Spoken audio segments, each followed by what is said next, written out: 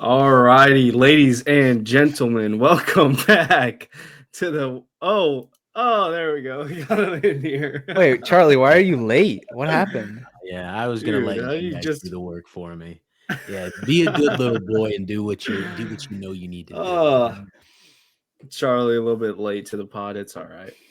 Welcome As back to usual. another wonderful episode of the Words from the Nerds podcast. We got a good one for you today. A little bit late, but we'll get into that later. There was no way that we were just going to do this without one or the other. Touch on something for just a little bit, spoiler free, because we got a nice little discussion ahead of us. And if you've seen the thumbnail, you know what we're talking about. So let's go ahead and get into today's episode. Real quick, you can leave us a comment. You can even text us if you're listening on audio.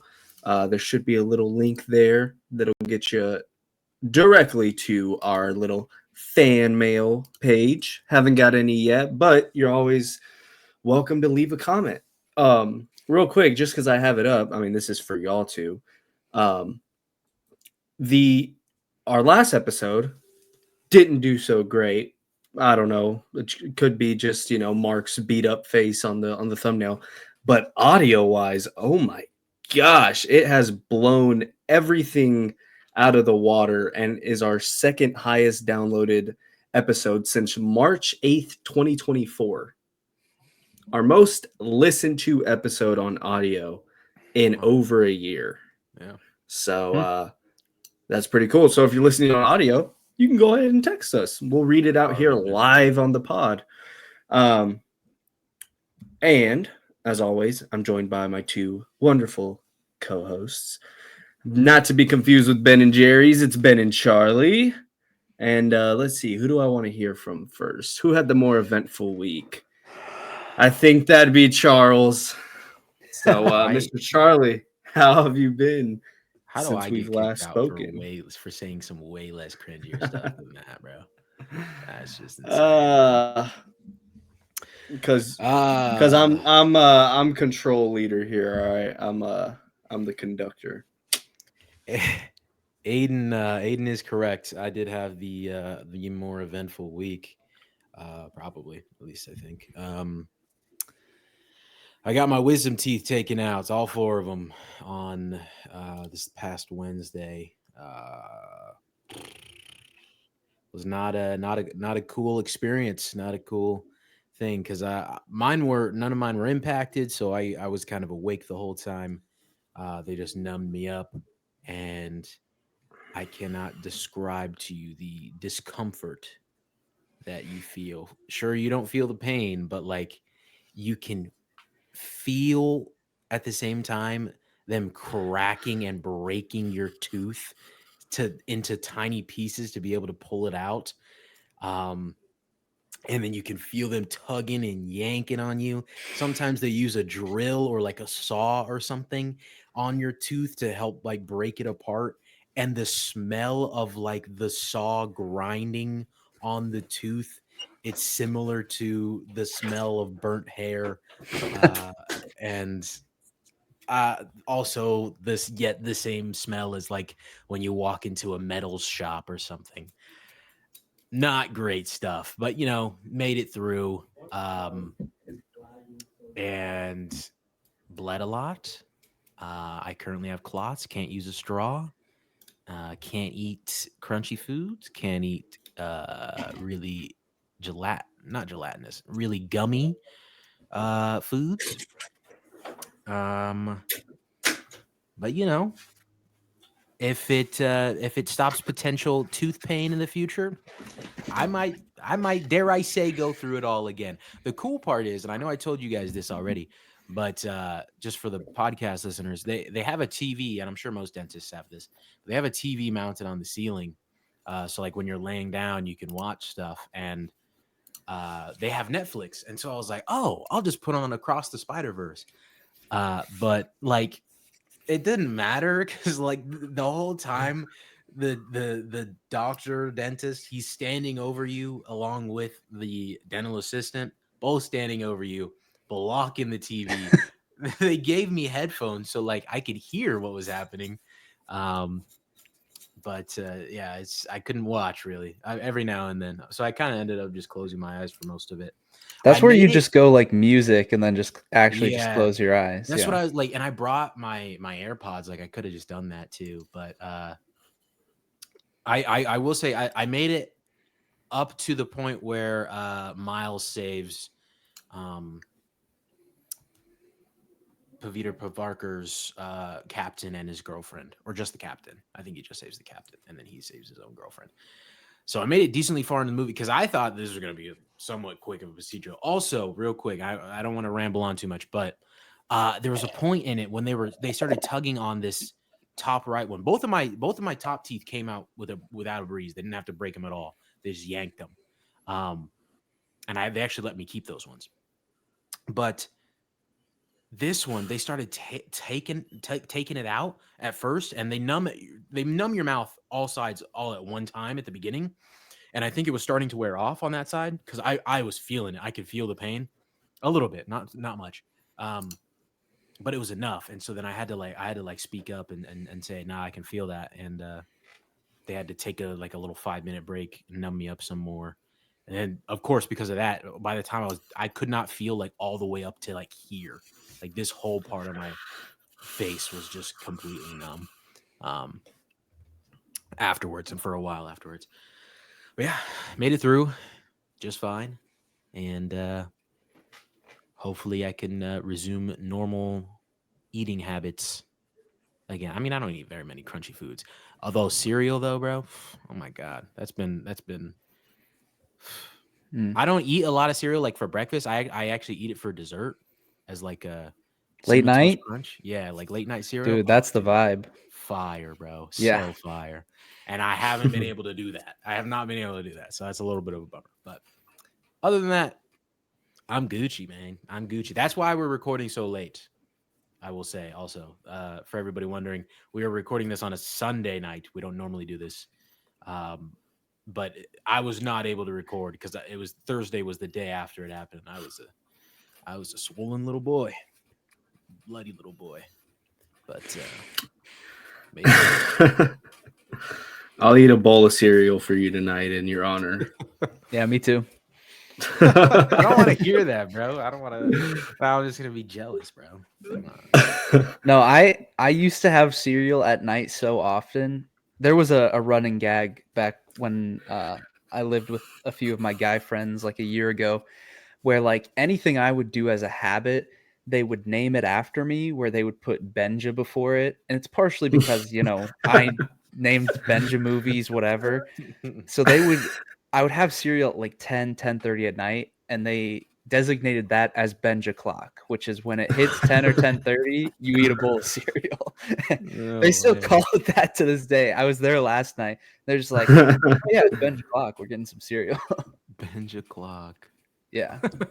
That's sick. I don't know why I thought the saying was gonna be Benja cereal at night, Benja cereal for dinner. No, And then you say Benja clock, and I'm like, yeah, that makes way more sense. It's got to roll off the tongue. Yeah. Yeah. Benja movies. Well, Mr. Ben, how was your week? It was good. It felt very full. Feel like just the semester has been pretty busy for me, but some of that busyness is also just keeping up with all of the shows that have been coming out. Daredevil and Severance, and I watched 2 new movies, Snow White and The Electric State. Also restarted X-Men 97. I've only watched 1 episode, so not really going to talk about it too much, but I did start it. We're getting there. So still just been watching a lot. Pretty busy with school and stuff, but I've been good. No complaints. Things are rolling, and everything's been really good so far this year. I feel like it's flown by. Like, I can't believe we're already almost in April.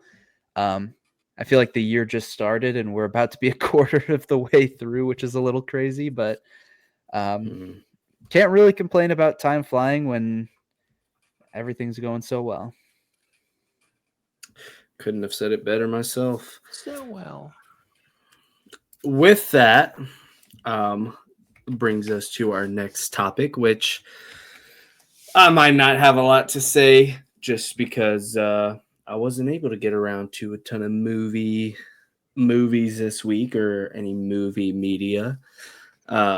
Instead, I spent every day this week just counting down till Thursday for Severance because, my God, the hype that they filled throughout the week, talking about the greatest finale, talking about the finale blows season one's finale out of the water and all that.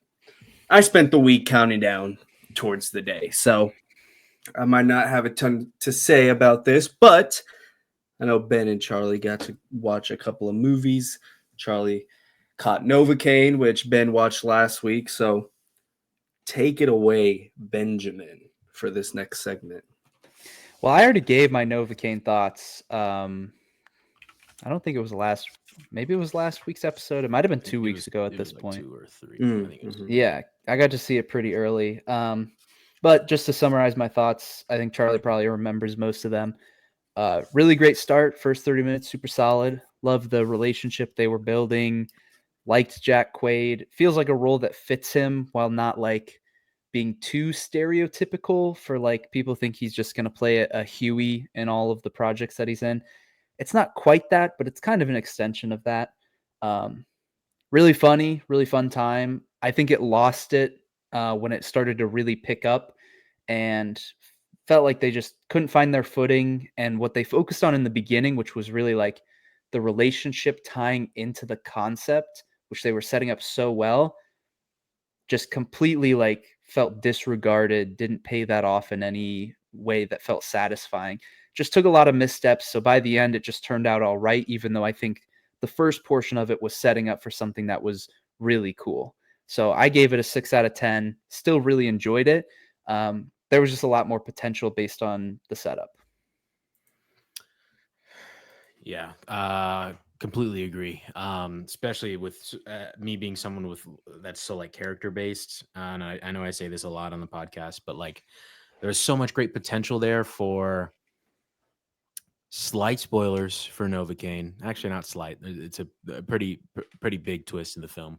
Um, so you have been warned. If you plan to, please skip ahead a little bit. I'm sure we have timestamps. But the like to have them show how he lives his life at the beginning of the movie, so like scared to even announce that he has this disability or disorder, I should say. He was so hesitant to even tell her in the first place. He thought that she was going to react in such a harsh way when he told her initially, and she was like, "Oh, that's it." And then to trust her so fully, and to then learn that she lied and just tried to get into his apartment to get any information about the bank that she could, because she was helping rob it, yada yada yada. Sorry, Aiden, I know you don't care though. But to do all that and then just to have him be like, I love her though, and then just move on. Like, I don't know. I feel like there's so much missed potential there for like an actual character dilemma with Jack Quaid's character. Not to say that like his character was bad in the movie or anything other than that, but uh, it was. I just think that you had an opportunity to make it more than just like a generic, which I say it's generic, but like it is a cooler concept for an action movie. Uh, but still, at the end of the day, it's kind of just an action movie, and they didn't do anything deeper other than the uh, disorder that he has. And I do think that they did a lot of really cool stuff with it. I point to like uh, the arrow in his leg, and then how he sends it all the way through to his other leg, and then through the guy's head. Like that is, I thought that was sick. And then, Yeah. of course, I love the punching the glass, which was in the trailer, on the ground. I thought that was really cool. And I saw a mile away when when his arm got broken and his bone was sticking out. I was like, okay, Yeah. that's definitely, Yeah. I know how this guy's gonna die. Still cool though, still really cool stuff. Yeah. Yeah. Very much enjoyed the movie. Didn't live up to the hype that I put on it. I guess I wasn't like super hyped for it, but like I was pretty excited for it because I think it was a really cool concept and whatnot. But Yeah. just in different layers that I think were set up like they were there. It was a layup for themselves that they left, and they just didn't bring it home. But that's fine. Yeah, that like my biggest thing is I love it when they can take a core concept and then tie it into the emotional moments of the movie.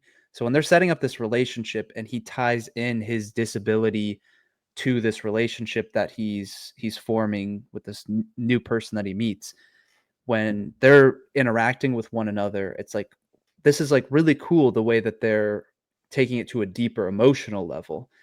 And so I loved that setup. And then it feels like it just turned into like generic action movie with a few moments where you get those cool scenes because of his disability, Yeah.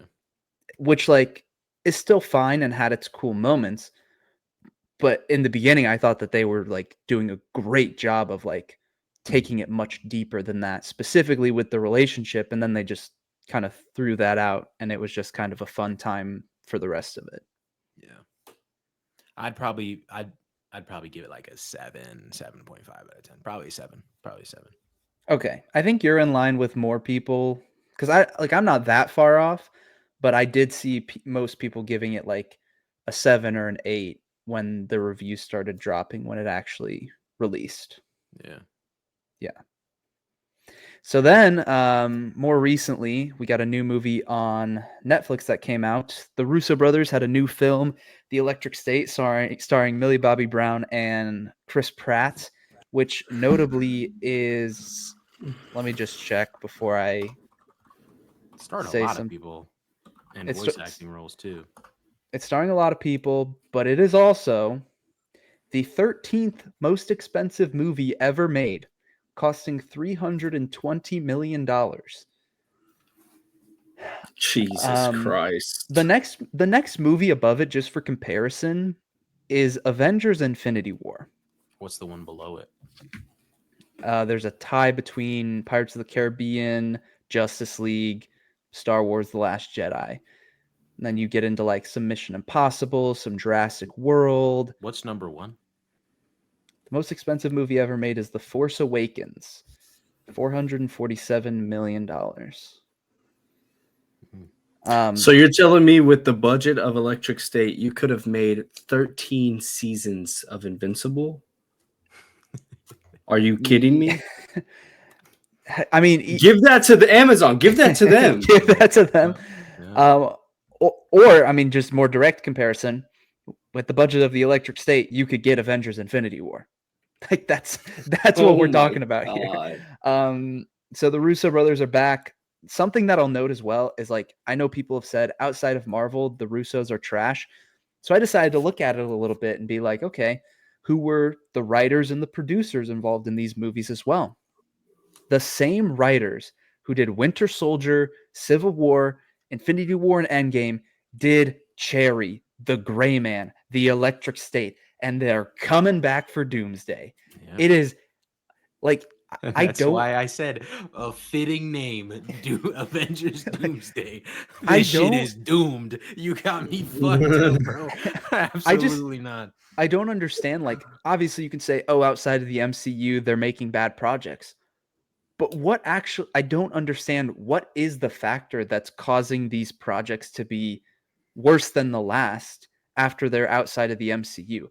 I don't understand how it's happening. It's crazy to me. So there's lots that goes into it, big picture stuff with this movie. Charlie, I know you don't want to talk about it too much, but take it away. What you got? Maybe they're all just like too scared to like not work with each other, and maybe that's what they need to do. Truthfully, like Steven and Marcus McFeely, the writers of this and all their other projects, like just do something separately. Like I'm sure they have, and I'm probably just talking without having all of the knowledge, but just I don't know, man. Take a break from each other for a while. Learn some things. Cause like if you guys are you're all sitting around each other, like what are you gonna learn? What are you like what writing you guys are just you're gonna do the same tropes. It's just I don't know. As for the film itself, really cool concept. Is it based on a book? Am I saying, is that I right? think Am it's I right based to on say a that? novel. Yeah. Um, I haven't read the book. Obviously, I didn't even know if it was a book 100% or not. But this really made me not like Millie Bobby Brown as an actress. This movie really like, and I know it's probably a little harsh to say that. Um, but I don't think she did anything overly special. But I also want to say that I don't think that's her fault entirely. It's the writing for the character and the writing for the characters. I'm not like her brother. I mean, not that that's a spoiler. I don't know why I was like dancing around it, but I just like I don't know, man. I feel like if she can't, what's a crazy thing that she's done outside of Stranger Things, man? Like what else? What else she got? She got that Damsel movie. I haven't seen that, so I can't speak to it. But I mean, not good. Okay, Pro- Benjamin does maybe not approve. it's better than this movie by a couple points, but that's not saying not saying much.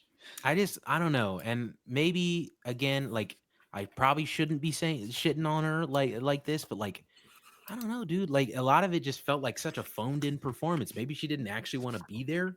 I don't know. Not that I think that she does absolutely stellar work on Stranger Things or anything. I do think it's pretty damn good though when she's on Stranger Things. Um, this just and Chris Pratt, like he has his fair share of just like get it done type projects. Um, I think that this falls under that for him as well. Not great, nothing great from him either. Anthony Mackie as the one little bot that was friends with Chris Pratt was okay. Um, as like a comedic relief character. Woody Harrelson as the Peanut, eh, Yeah, okay. he's Stanley there. Yeah. Tucci even not great in this movie. Probably the best part of the movie, acting wise. Still not great though. Uh, Giancarlo Esposito, yeah, yeah, he's in it. yep. Uh, I enjoyed his character, and I enjoyed what they did with his character to have like he has such a strong moral standing in the Yeah, movie, and like he's unwavering in that, and then he sees and reacts to the people around him and how they behave, and he shapes those people to those morals that he has. So I did enjoy that of Giancarlo's character. Um, Ki Kue Kwan is in this. You know, he's fun. I love seeing him all the yeah, time. yeah, yeah. Love seeing him and stuff. Uh, he was cool One of the Russos is in it every time. every Every time. time. Yeah, yeah, I wonder what those conversations are like. He's just like, oh yeah, I can be in this scene. I can be in that one. Like, Joe, are you sure? You sure you want to do that? No, yeah, I want that one. That's the one I want. I want to be the news guy. Like, I mean, listen, a lot of directors do that. I know Quentin Tarantino has done it multiple times. yeah. There's nothing wrong with it inherently, but I think back to and like, dude, it seems like I'm going major hate mode. I know, but like, I look back to like it popped up recently on Twitter, but like when there was a video of Martin Scorsese talking about his dog, Oscar, and then Joe posted a video of his. Oh, okay, okay. Box office, let's go. Like his dog's name is Box Office because they make movies that make box office numbers. And so just to have Joe's personality, I know that that's Joe's personality, and Yeah. putting that into how he puts himself into almost every single one of their movies in some way, shape, or form. And Anthony doesn't do that.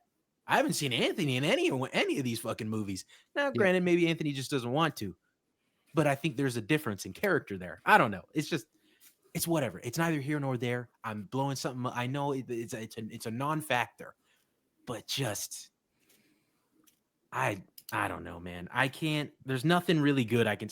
I'll try. CGI. The expensiveness paid off. Looks pretty good. Those robots look good. They look pretty good. But did it need that budget to look that good? Yeah. Yep. They're just robots. I've seen robots that look good in other movies. How much was Chappie? Chappie looked good, you know? Like, I don't, it's, Chappie, $49 million. Do yeah. See? You see that? You see that? you know the Like, movie The Creator? Have you seen it? oh, I was excited for that one. $80 That million Daredevil? movie. Really? That's Oh yeah, super I surprising saw to that me. going around. Wow.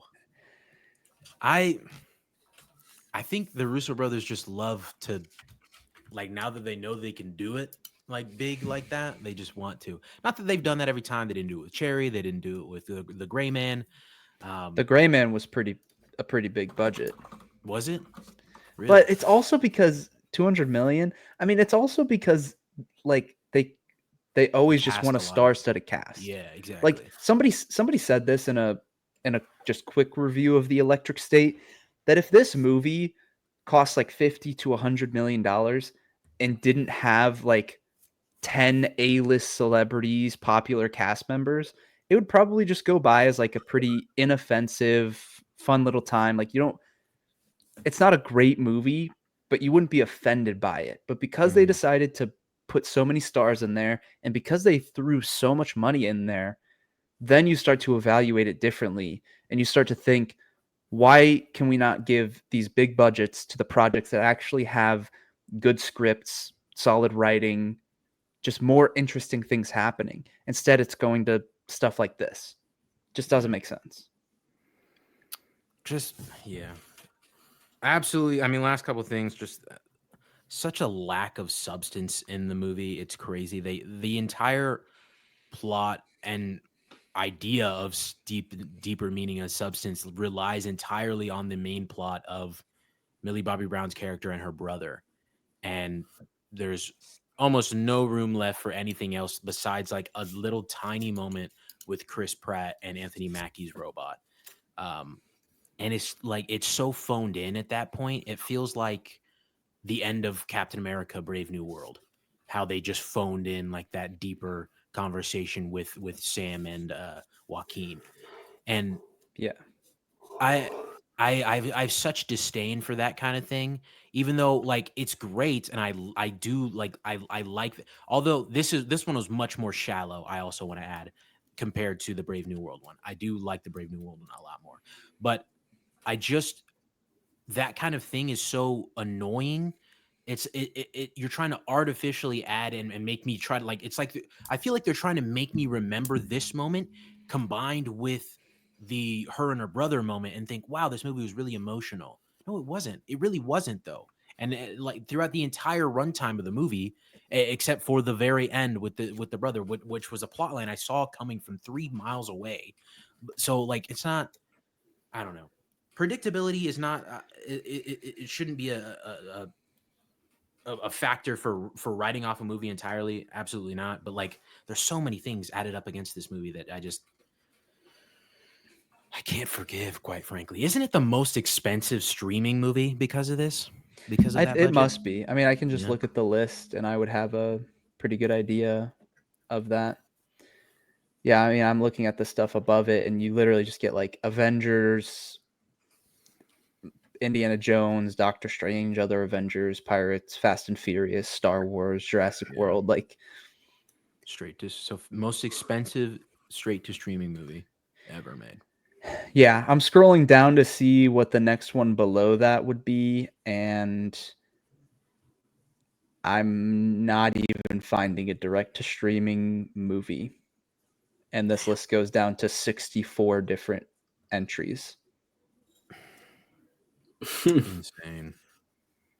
Like, what do they? How do they expect to make any of this back with that? I that's such a wonder to me. I really don't know how that works for streaming because I thought historically that like the whole point of streaming movies or even like shows that come out on streaming services was that they generally had less money going into them compared to Yeah, theatrical releases. yeah, So I honestly like it yeah, it doesn't make sense because most of the releases like you know what to expect from a Netflix release. you're not getting a blockbuster film that you can sit down and watch on its release day. But I guess when you get the Russo brothers and the talent behind these Avengers films, maybe you expect to get a return on your investment. I don't know. The whole thing seems super weird. The actual movie, not very good.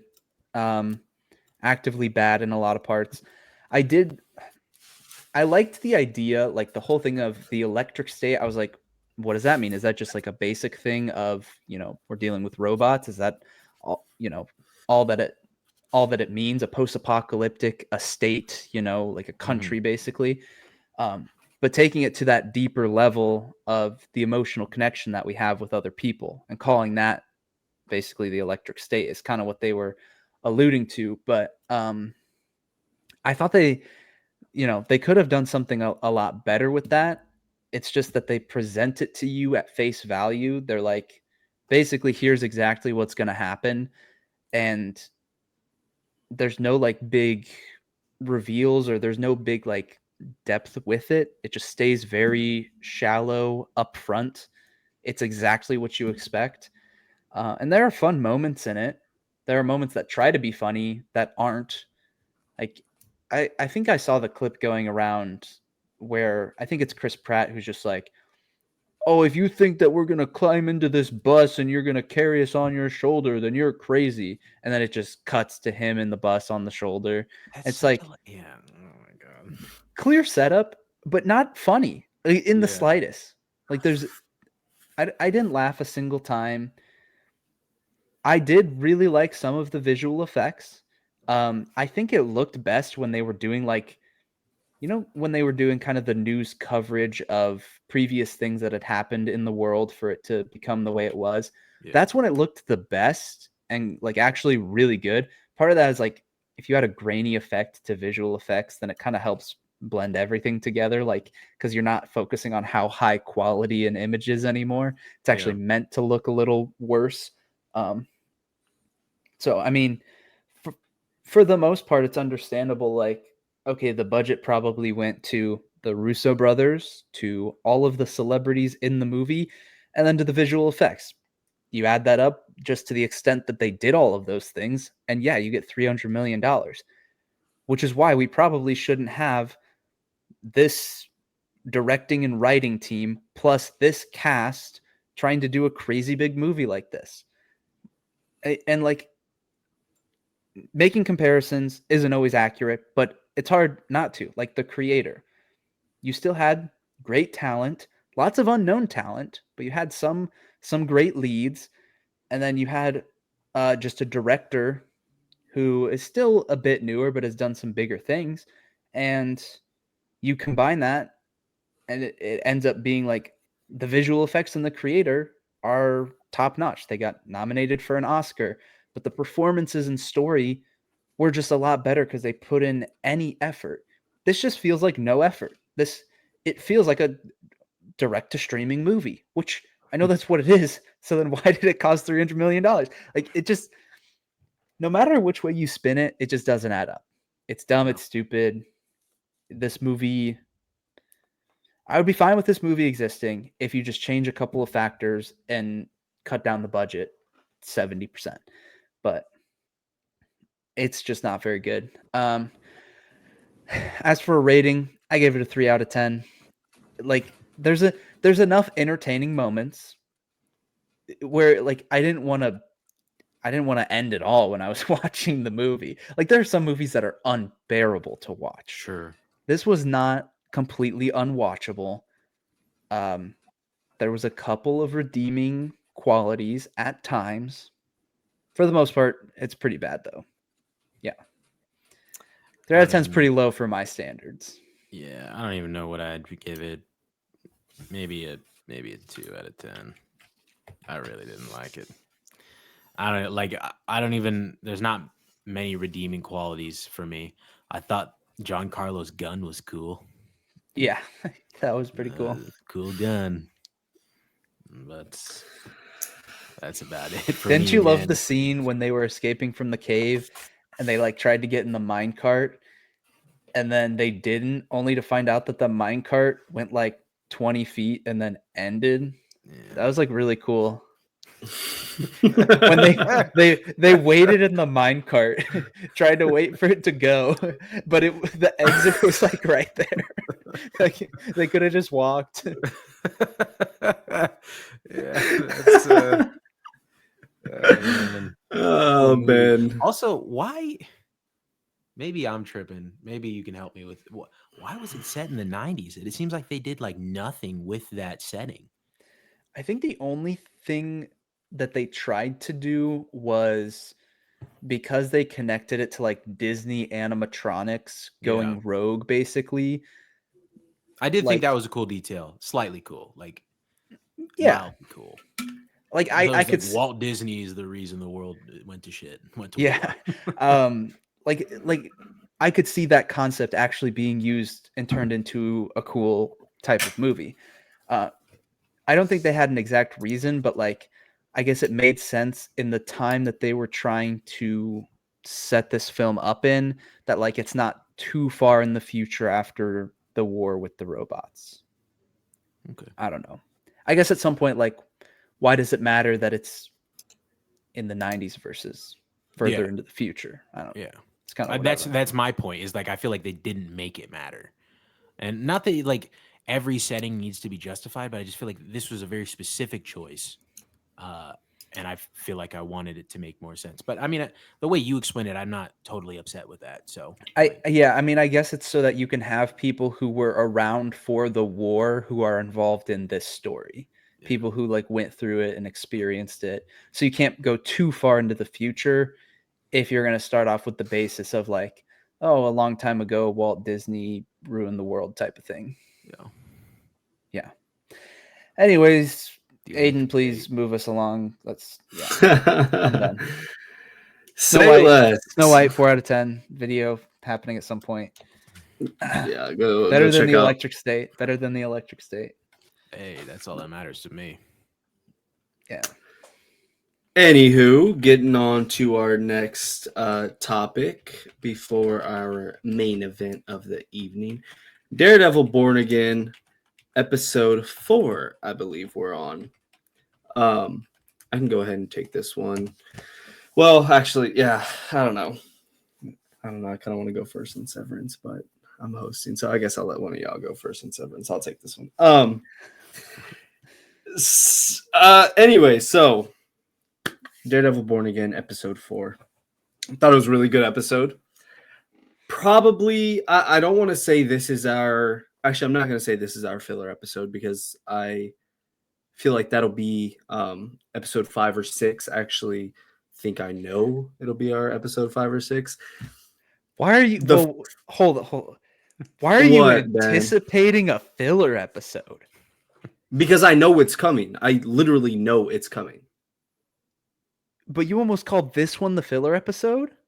No, I said I'm not going to gas, no breaks for 4 episodes. You think they're going to stop? I literally know that they are. I literally know that they divert from the main story for a little bit in one of these future episodes. This one, Brandon compared to... Yeah, I think episode 5 will probably be the episode where they slow it down a bit. Which is what I was saying, if I could continue, because I feel like the front half of this episode, more so Fisk, I feel like they're not stalling his character. I mean, they're doing good work. They're moving him along, but there are those moments like the therapy scenes or, just him talking about what he wants to do with the city and standing at the pier, talking about his plans for New York. Where if we were to compare that with Daredevil's character work, which, I mean, he's our title character, obviously, it is a vast difference. And so I feel like the front half of this episode was kind of more tame, just, doing some character work. We see the guy that Daredevil takes on as his new client. A lot of characters set up. Again, those character moments for Matt putting the mask back on, his client being killed, and being done a disservice by the justice system. So a lot of that's cool. I don't think it's filler. I just think we're taking our time with some of these character moments, specifically Fisk. But then the back half of the episode, oh my good God, did we get some good stuff? So all in all, I think it was a good episode. I still think episode 3 stands as the absolute best in the show. That is Daredevil. That is everything I wanted out of a Daredevil episode in the MCU. This episode, very good. I love the conversation with Matt and Frank. Just once again putting on a masterclass and just tapping back into their roots every time that they share the screen together. Charlie sent me edits. I mean, we've been back and forth on how glorious that conversation was. Ben, you're not on TikTok, man. You're not on TikTok. Dude. It's just easier. It's 2 clicks, man. It's 2 Come clicks. on. All right, that's it, man. True. True. A lot of amazing moments in this episode. I am very happy that we are doubling down on the Matt and Daredevil push and pull that we've seen all season. It's by far, in a way, my favorite part of the show. I've even seen people joke on Twitter, just being like, yeah, let's go ahead and run the same character plot line with Daredevil for the 3rd time. And I'm like, all right, hey, they're making it sick, all right? They're making it cool as fuck, so let's chill out with that a little bit. I think a lot of that is Charlie Cox and how much he understands the character, that he's able to make it feel fresh and new and awesome every single time. So a lot of the back half of this episode was 1,000% 10 out of 10. But the fact that we're even getting stuff like that, the fact that we're even getting the highs like this that we're getting, I'm more than happy with it. I'll take that. I'm not going to dock any points off. Because like I said, the work in the front half of the show is still work on these characters. Especially Michael Gandolfini's character, who I am so interested in, so invested in terms of new characters new side characters we're getting in this season. So yeah, a lot of very fun stuff. I was a big fan of the episode. Not the best, definitely not the worst, but look, if this is a dip, if this is what you're calling a dip, give it to me every day of the week. I had a great time. I think Aiden. Here these two goes. Not completely opposite.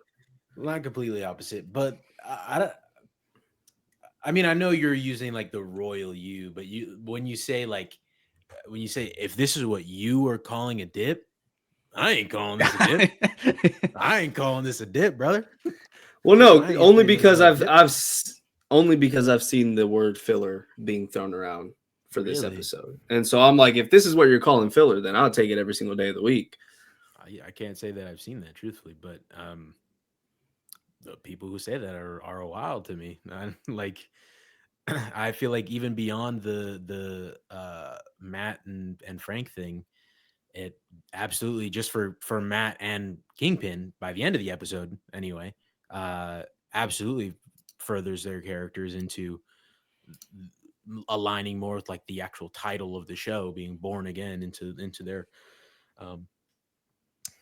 more seasoned sides of their characters, maybe is a good way to put it. But as for your point with Kingpin and that being like a slower burn, yeah, that's a fair point. I do think it is a slower burn, but I also think I don't think that Kingpin is a very like get to the point fast kind of character that I don't think that sort of storyline and that sort of pacing would serve well for Kingpin, in my opinion. Unless it's like he's crashing out in that moment about a certain thing. And we see hints of that. Like he wants to crash out with the kids singing, and then the motherfuckers singing at the other place he goes to. I forget the embassy or something. Latvian Heritage Month, brother. On Latvian Heritage Month. And you're throwing the MF word around. It's crazy. Whoopsie. Oh no. But I mean, and also actually I want to push What part actually? What part were you talking about? With like retreaded storylines. Were you talking about like the Matt and Frank thing? No, Matt grappling with Daredevil. Oh, I don't know. I just saw some random tweet, so it was like the same okay. plot line being Because used for in a different font, and it's Fisk standing up clapping. I want to say I have seen that sentiment as well, and I want to say I largely disagree because I don't think we've ever seen Matt struggle with being Daredevil. Like he's I think we've seen the opposite of him struggling with being Matt Murdock. Uh I don't he's always wanted to be Daredevil, and like he'll struggle, like the struggle we've seen has been like in one episode, episode 8, season 1, with him and Foggy, and Foggy's like, I don't want you to do this, like this isn't like, I only ever needed my friend. Banger episode, one of my favorite episodes of the entire show. I think uh those are like the little instances of like, and it's only for a fraction of a second, like he knows that he needs to do this Daredevil thing. So I think that this is like the polar opposite of season 3, where season 3 at the beginning we saw him completely giving up Matt Murdock. He's the devil now, and even God can't stop that. That's what he says in season 3. And now he's given up Daredevil. He's 100% Matt Murdock. And I don't know. I feel like the people that are saying that on Twitter, like, I don't know if they're just misguided or if they just are remembering it incorrectly. Because I don't think there's any point in the first 3 seasons of Daredevil where he gives up being Daredevil. Like that's not something that he does. And I'll then try and look for the tweet, but that might just be my what I'm thinking that they're trying to say. I hope you can find that tweet actually, because not even, it's more so than just that one tweet. I've seen that sentiment around with a lot of people. But then as for the Matt and Frank thing, that's also the sentiment I've been seeing. Oh, they're having the same discussion about morality again. I mean, yes and no. Like, I would say yes to a larger point. Like, Matt is pushing. Oh yeah, you're plotting your next kill, and he's like, "You're damn right, I am. You're damn right." And then Frank is like, "You and your goddamn system. You and your goddamn system." Sure, there's hints of that, but largely this discussion is more about Matt himself and reeling with the guilt of uh uh, not doing enough for a loved one that passed and blaming yourself for it, which I guess falls under the guilt that I just said. I'd say that's largely the conversation there. And Frank and Matt have never had a conversation like that before. We're conflating so many things as an audience, and it just, and we're trying to act like the show's bad because of those things that we're conflating to equal one thing when it doesn't equal that thing at all. And I don't know. Not Yeah. to dick ride the show, but I just feel like that's so Yeah. dumb. With that specifically, it's like we have seen Matt and Frank have moral conversations, and it's been great. And now Matt has gone through something different and much more specific. And so them having a moral conversation about this new thing that Matt is dealing with, or these further emotions and whatnot, like, I don't understand how that doesn't add up. If they interacted with one another and all of a sudden they were on the same page and they weren't clashing morals, like, what do people expect to see? This is actually like a perfect logical extension of their characters interacting with one another from what we know with the show so far and what Matt has gone through. It's like, it actually perfectly makes sense. Yeah, I agree. I don't know. Just the internet loves to complain, I guess, and they've been complaining about this show since the first 2 episodes. So Yeah. like, fair enough. But like, I don't know. I don't know if it's those same people or if it's what honestly makes me mad more is like people that are enjoying the show and then they're saying, oh, but this is a gripe I have with it. But like, I don't think it's a gripe that you should have because I don't think that like what you're saying isn't true. Like, these are very different things. These are different conversations. These are different plot lines. In fact, the entire opposite of the plot lines that we saw in seasons 1, 2, and 3 of Daredevil, i.e., him giving up being Matt Murdock. Now he's giving up being Daredevil. The complete opposite. So how are we? I just don't understand how we're comparing those two. And also acting like, even if that had happened before, acting like within this show, they haven't justified what's happened and it makes sense for his character. It's like, even if you are comparing it or saying that they're reusing old tricks with any of these things, does that make it inherently bad? I don't think so at all. No. They still have to write this brand new story, these new situations, new dynamics for our characters. All of it is still a new take on characters that we have seen. So even if you do have some consistency, it's because they're the same characters. Like, people are almost wanting it to be so different from the original show, but then if it was so different, they'd be complaining probably even more. So it's just, it's a catch-22 that people are just never going to be happy about stuff like this. True. Unless you have something, do you find something, Aiden? I was going to transition to like specific things I like. Okay, I'm still looking, but you can go ahead. Yeah. I just want, I'll give my quick thoughts like before you dive in. Just very brief. I think the scene with Frank and Matt is probably my favorite scene of the season so far. This is not a dip at all for me. I would accept the opinion that this is the best episode, but that's only because all of the episodes have been great in my opinion, and I'm just like a happy fanboy who's getting exactly what he wanted. So I'm still just so happy that this is what we're getting. So it's only been up for me. No, this hasn't felt like filler. Hasn't felt like anything like that. I'm hoping that Aiden is just wrong or, misread or doesn't actually know what he's talking about. Because right now, look, buddy, the first half of the episode, I was just, it was, tripping. all right. I'm sorry. To me. It was all no, right. You're tripping. It was just all right to me. I'm after sorry, after that 30-minute mark, when Fisk goes to the Latvian Heritage Month and finds out everything that's going on, that's when I was like, okay, so now you weren't a fan of that? Ooh, is this a race thing? Like, what are we talking about? Hey, tell it to the fool that called them all motherfuckers earlier. All right.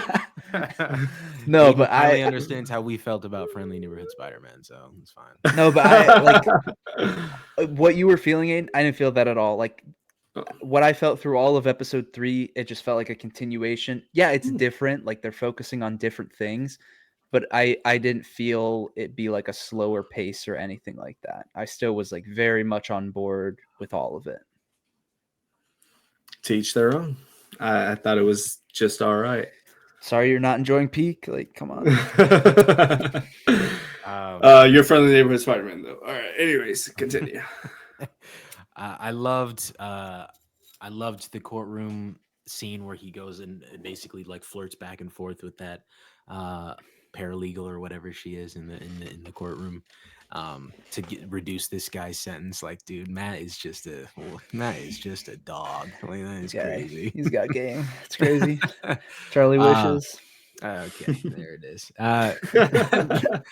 But I also love the conversation with the guy that he was trying to get out of jail, out of probation, out of parole or whatever. I mean, just very like he's like, they're willing to spend 5 times more to lock me up than they are to feed me. Like, crazy great lines, fantastic lines. That was in the first half of the episode, Aiden. Don't be nodding your head, bitch. That's a great line, but like up until that, I was like, thought it'd be funny. Look, here's bro. No. This is the other thing I forgot to say. Hey, grill me for this all y'all want. The acting in that first half, I was like, man, from like Matt or from who? No, not Matt. I would never talk about Charlie Cox that way. His client that he takes on, there were so many moments where I was like, you're kind of going a little too hard. And like even Hector Ayala's niece, I was like, all right, this ain't that great. Bro, her uncle died. I don't know. I was like, you thought she was going too hard? No, I didn't think she was going too hard. I just thought it wasn't great acting. So like, I'm just like sitting here, and then the whole like they flash to the client like 3 different times, and I was just like, and again, I like, okay, after the client finally locked in and like said some real shit, then I was like, okay, this is good. I really like, and I actually cut it out of my reaction, but there was a moment where I was like, what is the importance and significance of this scene right here? What is this? What's going on?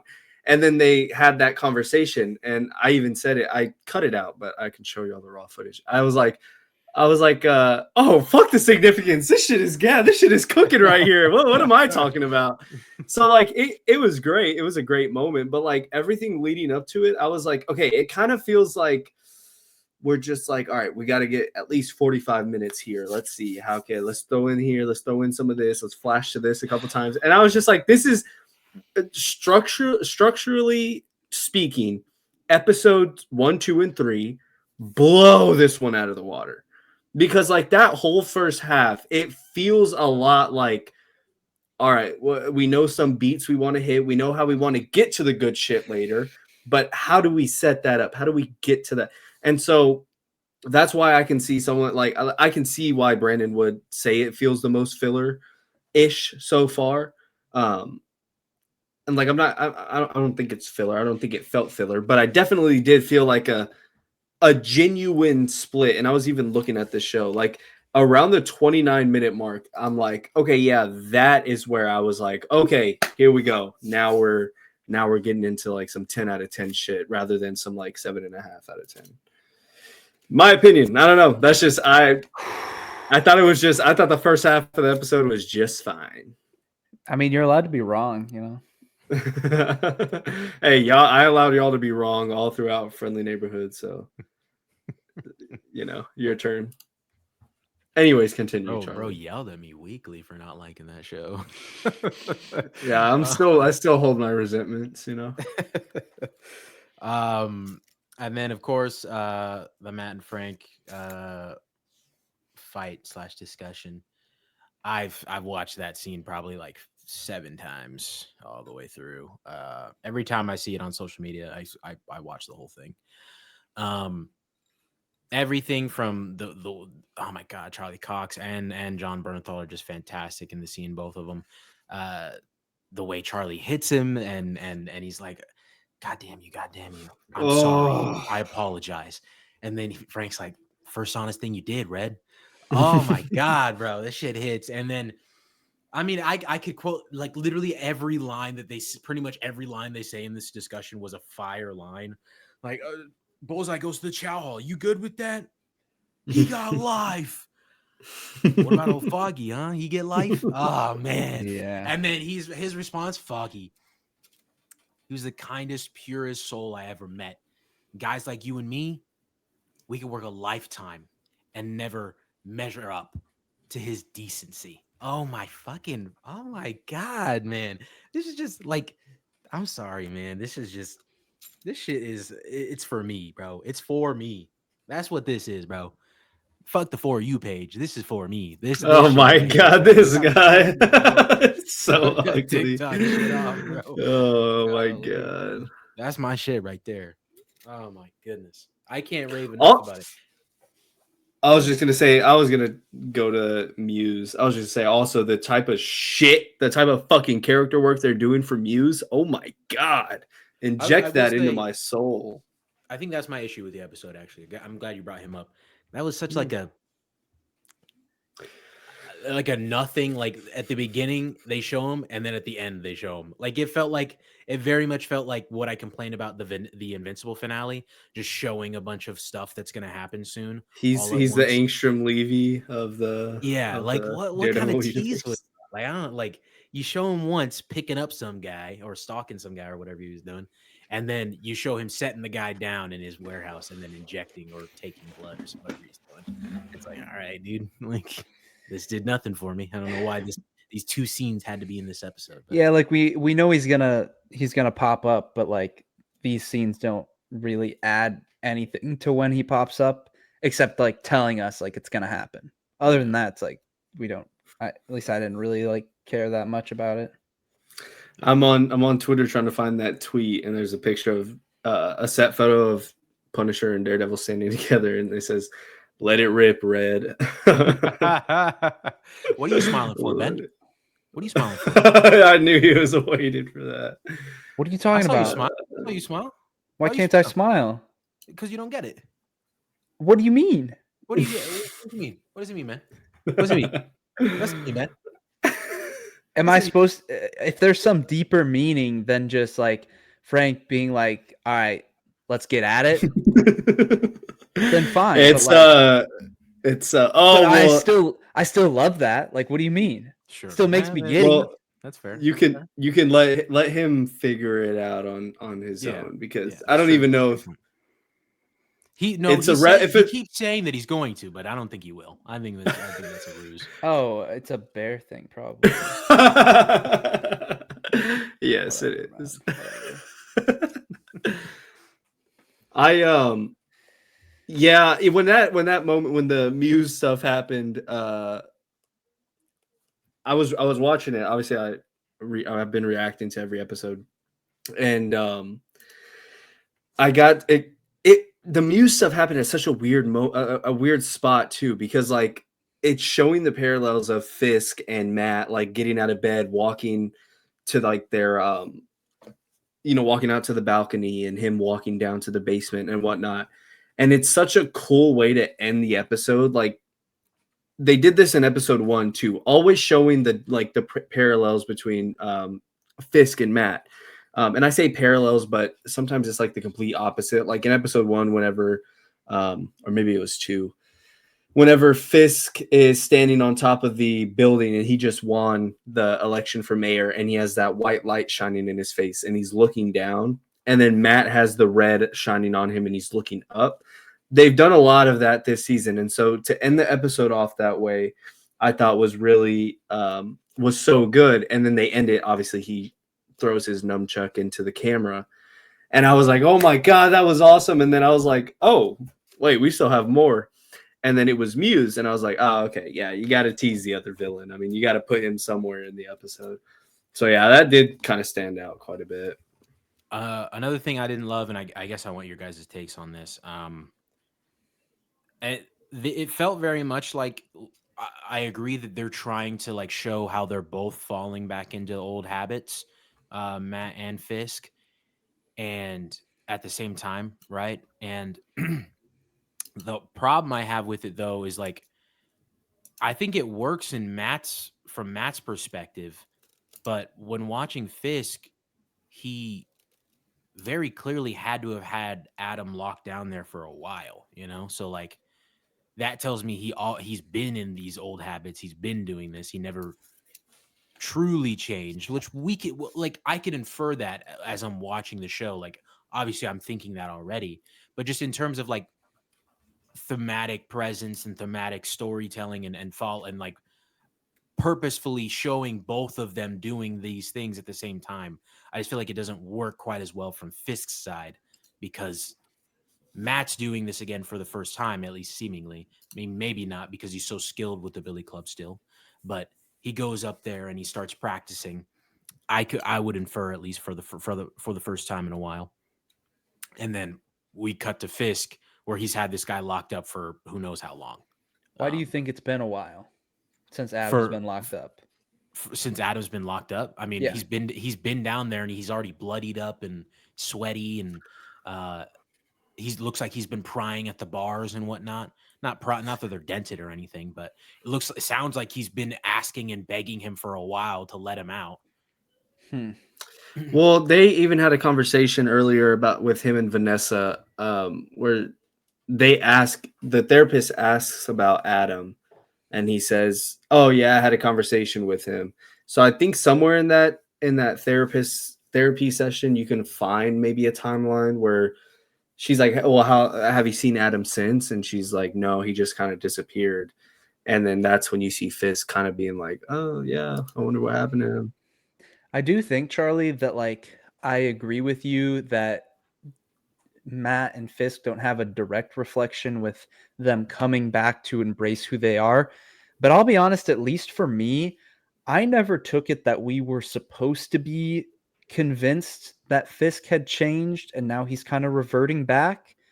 I think, at least for me, like I've never interpreted it as like, oh, he's a good guy now. He's a mayor who has good intentions. I think the whole like mayor thing and wanting to help New York is just an extension of he wants power and then a way to then enact that power in different ways. Like being mayor allows him to have more pull in different avenues that he can do things from. I never took it as like he wants to fully step away. Like, we know that he distanced himself for a while because, like, distanced himself from Vanessa and some of the business side of things and whatnot. But I was never convinced, or thought we were supposed to be convinced, that he was genuinely like a good guy and is now reverting back to his evil ways. And if that's the case, then like I don't fully understand why he would be motivated to do that. I think like there's nothing that's really pushed him back into that side of who he is. I think it's just always been there. Sure. And only thing I would say against that is just like those other conversations he's had, like with Vanessa, where he's like putting hindrances in between her continuing the business because he doesn't think that like now's the right time or whatever excuse he says, to stop those things from happening and maybe make the city a cleaner place or whatever. But largely I agree with you. I don't think like I obviously, as like I said, I don't think that for a second that he was actually different, right? Like as in terms of like being an antagonist for the show, I know he can't exactly be different. But my only issue with it is a small issue, is just that in terms of like having them run parallel to each other, I just didn't think it worked as well from Fisk's side. And like ultimately it doesn't matter at the end of the day, though. It's just a nothing complaint. Yeah, I haven't thought about that like direct comparison of them being pushed back into the world that they wanted to leave. I haven't felt that as much as like we are still building up, like Matt is being pushed in that direction. And for Fisk, it's more so like we're seeing his journey and seeing where he's still at. And like eventually we know it's going to clash, but I haven't viewed it as it's meant to be a parallel between the two.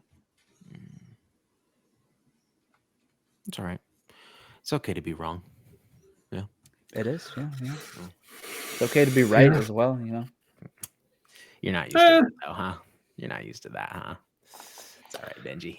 Check out this tweet I stumbled upon from November 3rd, 2023. Straw flexing the straw ability. The press was shown several scenes of Echo last week.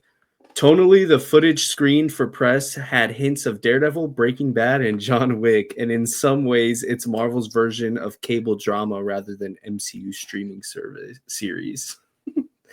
Why is Echo being mentioned in the same breath as Breaking Bad? That's what I'm trying to figure out. Hey, bro, I can't wait for Aiden to switch up on Ironheart, though. You should have. I don't know if you saw his tweet, Ben. I don't know if you saw his tweet. I didn't know.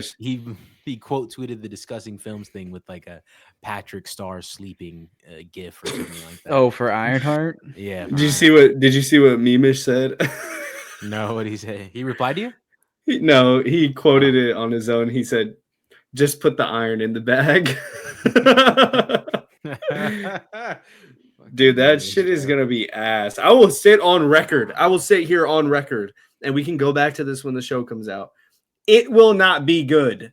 It is not going to be good. That's crazy. Hey, chat, I just want us to remember what he said about the Your Friendly Neighborhood Spider-Man 4. He started bouncing on that thing. He started bouncing on it, chat. He started bouncing on it. Yeah, because it's one of the greatest Spider-Man shows to be put on. Yeah, but what were you saying before it came out? Oh, this shit looks like ass, bro. This shit's gonna be Thunderbolts. so fucking Thunderbolts. bad, bro. Oh, okay. Yeah, Thunderbolts gonna be gas. Oh, okay, Thunderbolts okay. gonna be gas, bro. Yeah, and what was coming out of your mouth? What was coming out of your mouth? When? Oh, When? okay. When was I shitting on Thunderbolts? Wait, Charlie's been the biggest Thunderbolts defender since day one. All right, Ben. Don't ride it too hard, all right? I can pull up last week's episode. Where you yourself said, and I'm not gonna lie, when it first got announced, I hated it. I was not a big fan of it at all. But obviously now I've come around. Yeah. Okay. So same things happened to you, right? Okay. No, you got a little trailer footage, and now you're all good, right? Okay. Hold on. Difference is I changed my tune before the project came out. All right, buddy. I changed my tune like after a trailer, right? After the trailer, I think actually it started to shift. Hold on, I'm not disagreeing with you, but I think it started to shift when I found out that the writers from Beef and The Bear were going to be working on it. So that's what I'd say. But, if you want to call it a trailer, All right, let's call it a trailer, buddy. But let's not forget. Oh, that shit's so ass. Oh, you want me to bounce faster? Like, come on, bro. Come on, bro. Loki season 2. Okay, I rest my case. Moving That's on. true. I'll give you that. I'll Okay. give you that. I'll give you I that just- one. I want to say this you now ain't so we wrong don't about that. forget. After we talk about Severance, we're gonna rank the shows that we've watched so far this year. There's 3 All right. that we've completed, and then we can also throw Daredevil like kind of where its trajectory will put it. Okay. But we'll do that after right. after some Severance. Okay. All right. Moving on, as you heard the boy Benji just announce, we are here to talk about what is possibly the greatest finale, one of the greatest finales, one of the greatest hours of television that I have ever laid my eyes upon. A show that will be talked about in the same breath as some of the greats that we hear about today. And we got to watch it week to week. We got to add it and talk about it in the podcast. So whenever people look back years from now and they say, whoa, I just found an episode of someone talking about Severance, watching it week to week. Let me hear their theories. Let me hear what they thought about it. Then we will be here for it. And that is Severance Season 2. The finale came out this past week. I tried to get told, oh, we can do a little spoiler free, we can make the episode on time and just catch a spoiler free or, just get your thoughts on it. Episode dropped and I think we were all in the same mindset of, nah, we got to talk about this together. So here we are to talk about Severance Season 2 as a whole and the finale that came out just a couple days ago. Who wants to take it away? I'm good, man. Okay. All right. Well, I guess this is good because I feel like you guys don't know my thoughts the least or the most. Actually, maybe Aiden does because we sent each other some edits. Yeah. But I would only say we know Ben because Ben was also in agreement after the. Yeah, we all 3 got to be there. Shut up, man. Hey, you still don't know how he feels about it though. He could be pushing back on a lot. Yeah, but I don't. He is an Audi defender. He is an Audi defender. He does not think any's deserve life. I'm just kidding. Continue. You're right. That's so based. Just wait till you hear what I think about Lumen. Oh my gosh. Lumen for life, baby. Cheap labor. Cheap labor. Yeah, man, this was a phenomenal episode. Oh, so good. I'm yawning while talking about it. It was ass, bro. It was so dog ass, bro. So stupid. I'm kidding. Yeah, dude. I mean, from the very beginning, the conversation. Talk about way to shoot a fucking conversation with an actor talking to himself. Holy shit, that was so good. I know I'm using foul, but like, oh my God. Oh my goodness, godness graciously. Yeah. Mother Teresa. Like, come on, man. It was fantastic stuff. Adam Scott, I can't give him enough credit. I've been a fan since Parks and Rec. I want to be the one to say it. Okay. I love this man for a while. Yeah, shut it. Yeah. Go to sleep. You're right. You stayed sleeping on Adam Scott, buddy. You're right, actually. Oh my God. It's the funniest thing to just be like, yeah, you've been sleeping on this random actor. Yeah. Like, just out of nowhere. Yo, well, like, that's like, I don't know. Let me see if I can think of a TV show we've watched recently. That's like me being like, yeah, you've been sleeping on Hudson Thames. Look at that voice acting job he did. Yeah. You're like, what? I haven't seen shit he's in. I don't think that is comparable. I don't think, Mr. I was worried this is going to be woke. I don't think that's comparable. But everything from the beginning of the episode all the way to the end. I mean, dude, even just for like when they started describing like the heist that they were trying to pull. Spoilers for the Severance finale, by the way. When they started describing the heist that they were trying to pull off, I was like, yo, there's so many layers to this. That is so fucking sick. And I love, and this just comes with like, I guess, creating a very creative show. But because they've added so many layers to this like newer idea, I would say, with Severance and Severing, there's so many like different possibilities of like acting, of performance wise, cinematography wise, and like different ways of conveying story elements, story beats, like, and just writing in general, of course, that like it remains interesting no matter what's happening. Like why I say that is like, I think too, they're going down the elevator with Drummond, and he's like, "All right, I'm about to turn into my Audi," and then you're gonna take him to, and then he switches, and then like shoots him, and like, oh my god, man! And then Mark's Audi just wakes up. What the hell? He's like covered in, dude, I don't know. And then, oh my, like the whole time when he walks into the Cold Harbor room, I was like, dude, just get her out of the room. Get her out of the room, please. She has to just walk out. I just need to see her walk out. And then when she walks out, oh my god, man, that's the hallway running scene I'm here for. That's the hallway scene I'm in here for. You gotta be tripping. And all right, yeah, go for it. Bro. Oh my god. I do not. Go for it. Go for it.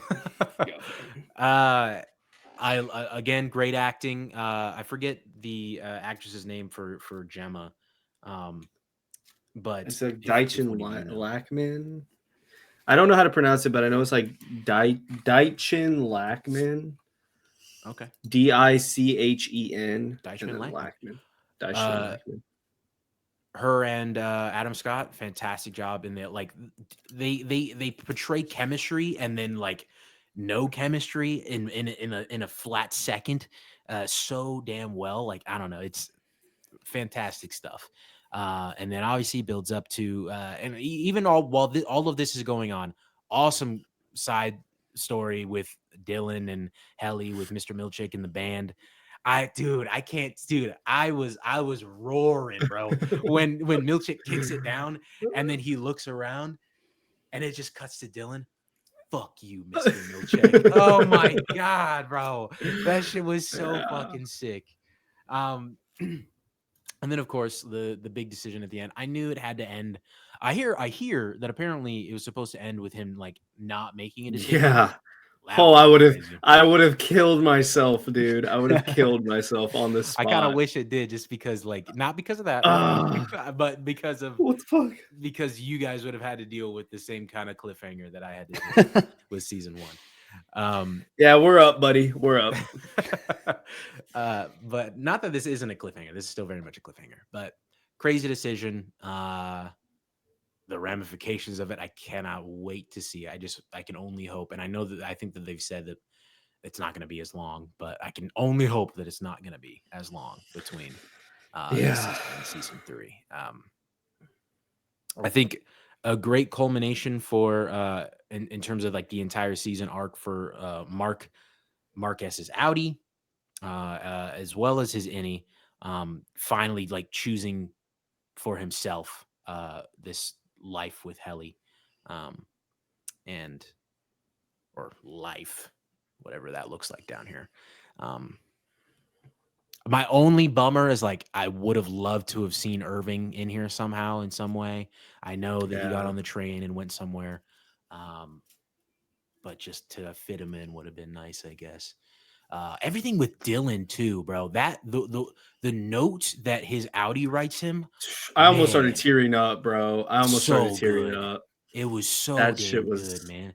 I kind of just like knowing that you're there. Like, dude. And like that's like a better part of you. Like I know that there's a part of me, him being there and being that good of a person down there. I know that that's in me. So like, I kind of like that you're down. I kind of like knowing that you exist. That's the type, like whenever I first heard about this show and I was like, oh yeah, like Severine, you're like, you know, going like you have a different person, like a different life at work. Like it's just completely two separate things. I was like, oh yeah, I do that in a heartbeat. And then the minute that you start like watching and you're like, oh damn, yeah, that is like, I didn't even think about all these ramifications. And then to take it a step further and have like this love square hexagon type thing of Gemma, Mark, Outie Mark, Helena, like Helena and Mark, Helena and like, it's just, it's so insane to think about all of the cool things that you can play around with just based on the topic of severance and severing Exactly. yourself into work. Same thing with Burton Irving and Dylan fighting with his Audi and that culmination of their story. It's just, I don't know, it's just such a testament to the writing of this show to have all of these cool scenarios that are possible be fleshed out within the show. Like there are so many TV shows where you're like, imagine if this would have happened, or like imagine this concept but with this and these characters interacting. But like I feel like this show thinks all of that out and is like, okay, let's pick the best, the coolest things to explore with this topic and let's explore it. And so, yeah, I don't know. I didn't mean to hijack your time, No, but yeah, I think this is awesome.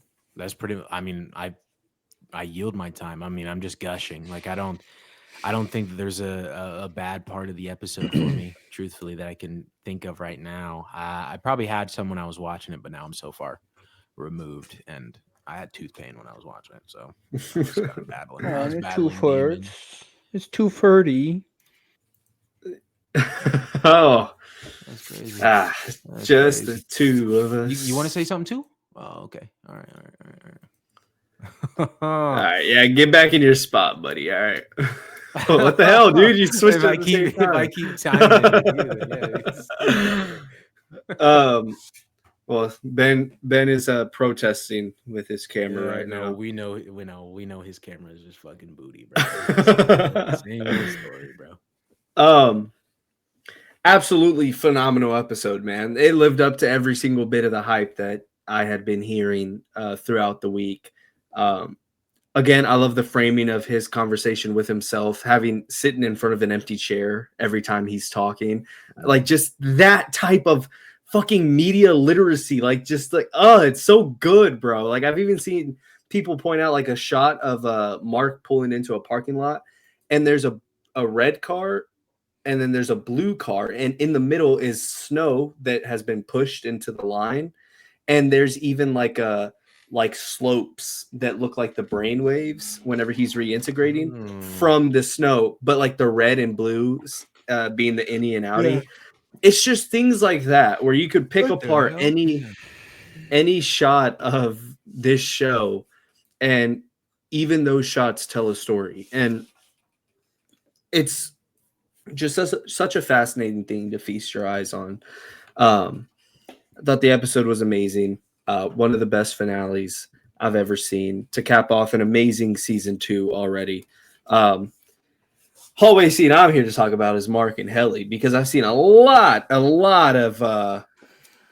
of picking apart any Mark for doing what he did when the entire show tells you just how bad innies are treated. We see innies that are born to just give birth their entire life. We see people like Gemma who are experimented on, and every single one of her innies just experiences the same painful thing over and over. Look at Mark S's innie. Why is he in there? Because Mark was grieving his dead wife. And now innie Mark just has to live this endless work life. And when he finally finds love in there, Outie Mark says, oh yeah, go ahead and kill yourself so I can get my wife back if you don't mind real quick.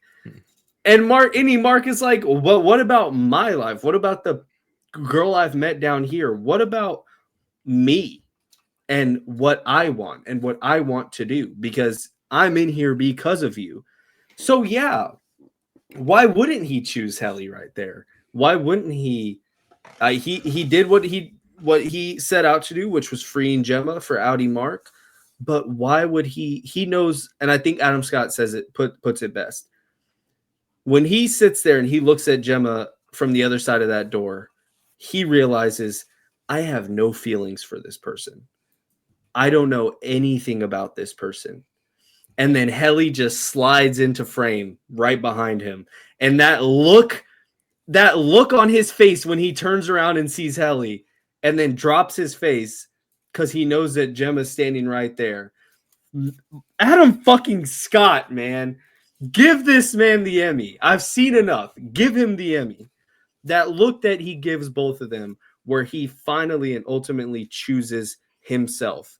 And I think him or Brett Lauer had said this, or maybe neither of them said this, but they have nowhere to go down here. Like, they're just on the severed floor. Like, yeah, now any Mark knows that there's cabins or whatnot, but bottom line is they are still stuck to any of these severed places.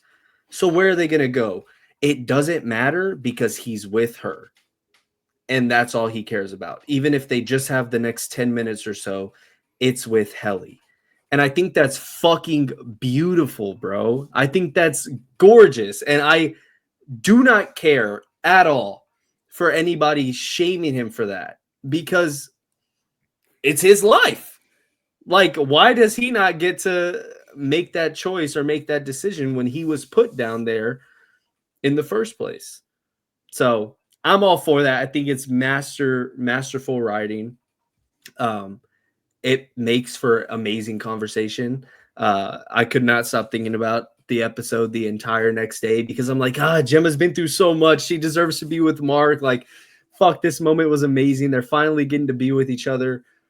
And then Mark sees Helly, and you're like, oh, but fuck, any Mark is like, he has his own life down here, and I want to see him live. I want to see him go on with Helly because I love Helly R. She's an amazing character, and they are just meant for each other. And it ends like that. And so it brings to fruition a lot of interesting topics of conversation. But I've seen a lot of people be quick to be like, fuck Mark S. I hate it. And it's like, the whole point of the whole tone of the show this season was showing how innies are just, do not have it good at all. And now you're mad because he chose himself. Like, I don't know. I feel like a lot of people aren't really picking up on what the show is trying to portray. But, that's just me. 10 out of 10 episode. I thought everything with Milchek and his little number there on MDR. They had to let him do it one more time, and I'm happy that we got to see that. It was awesome. Phenomenal shit. Amazing shit. 10 out of 10. Wow. Okay. Let's get some reality in here. Oh my gosh. Devour feculence, buddy. Devour. Okay.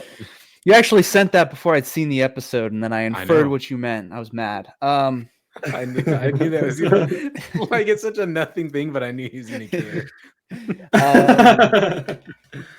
No, I mean, this was a great episode. Absolutely, like, what they've built up over 2 seasons is just crazy. I've said it before, but just the balance the show has within the writing to know just how much to give while also keeping you in the dark where you want more. It's found a perfect balance. And I knew, they were building up this whole season with Gemma and stuff. And so going into the finale, it's like, okay, what are they going to tell us and what are they not going to tell us? And I thought that they would explain the stuff with Gemma and we'd finally understand how all of that works, which they did. But I didn't really know, like, okay, then where are they going to leave us? And I agree with Aiden that, like, any Mark just saying, you know what, I'm either walking out and dying right now or we'll try and figure this out, makes total sense, makes absolute total sense for the character, and is a great way to leave off the season. Obviously, it's a bit devastating that that's how it has to happen. And I also think, like, just with where everything is, like, I originally thought, like, oh, they could probably make this like a 5-season show where they give you a little, but you have you still have so many questions and whatnot. But now it's like, what the heck? Like, Lumen is like done. Like, it feels like we could end in one more season, basically. Unless, I don't think that there will only be one more season.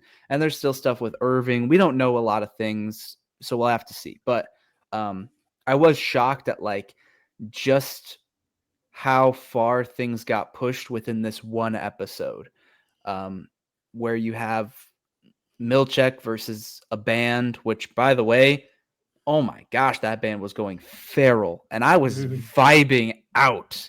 Like, even the whole that they were drumming to the Kier Chosen One Kier, ooh, like fire. And I love when they do the breakdown after the credits and whatnot, and they said that like somebody suggested that and they knew that was the perfect idea, and it's like that was a great idea and fits so well, but then they tied it back in.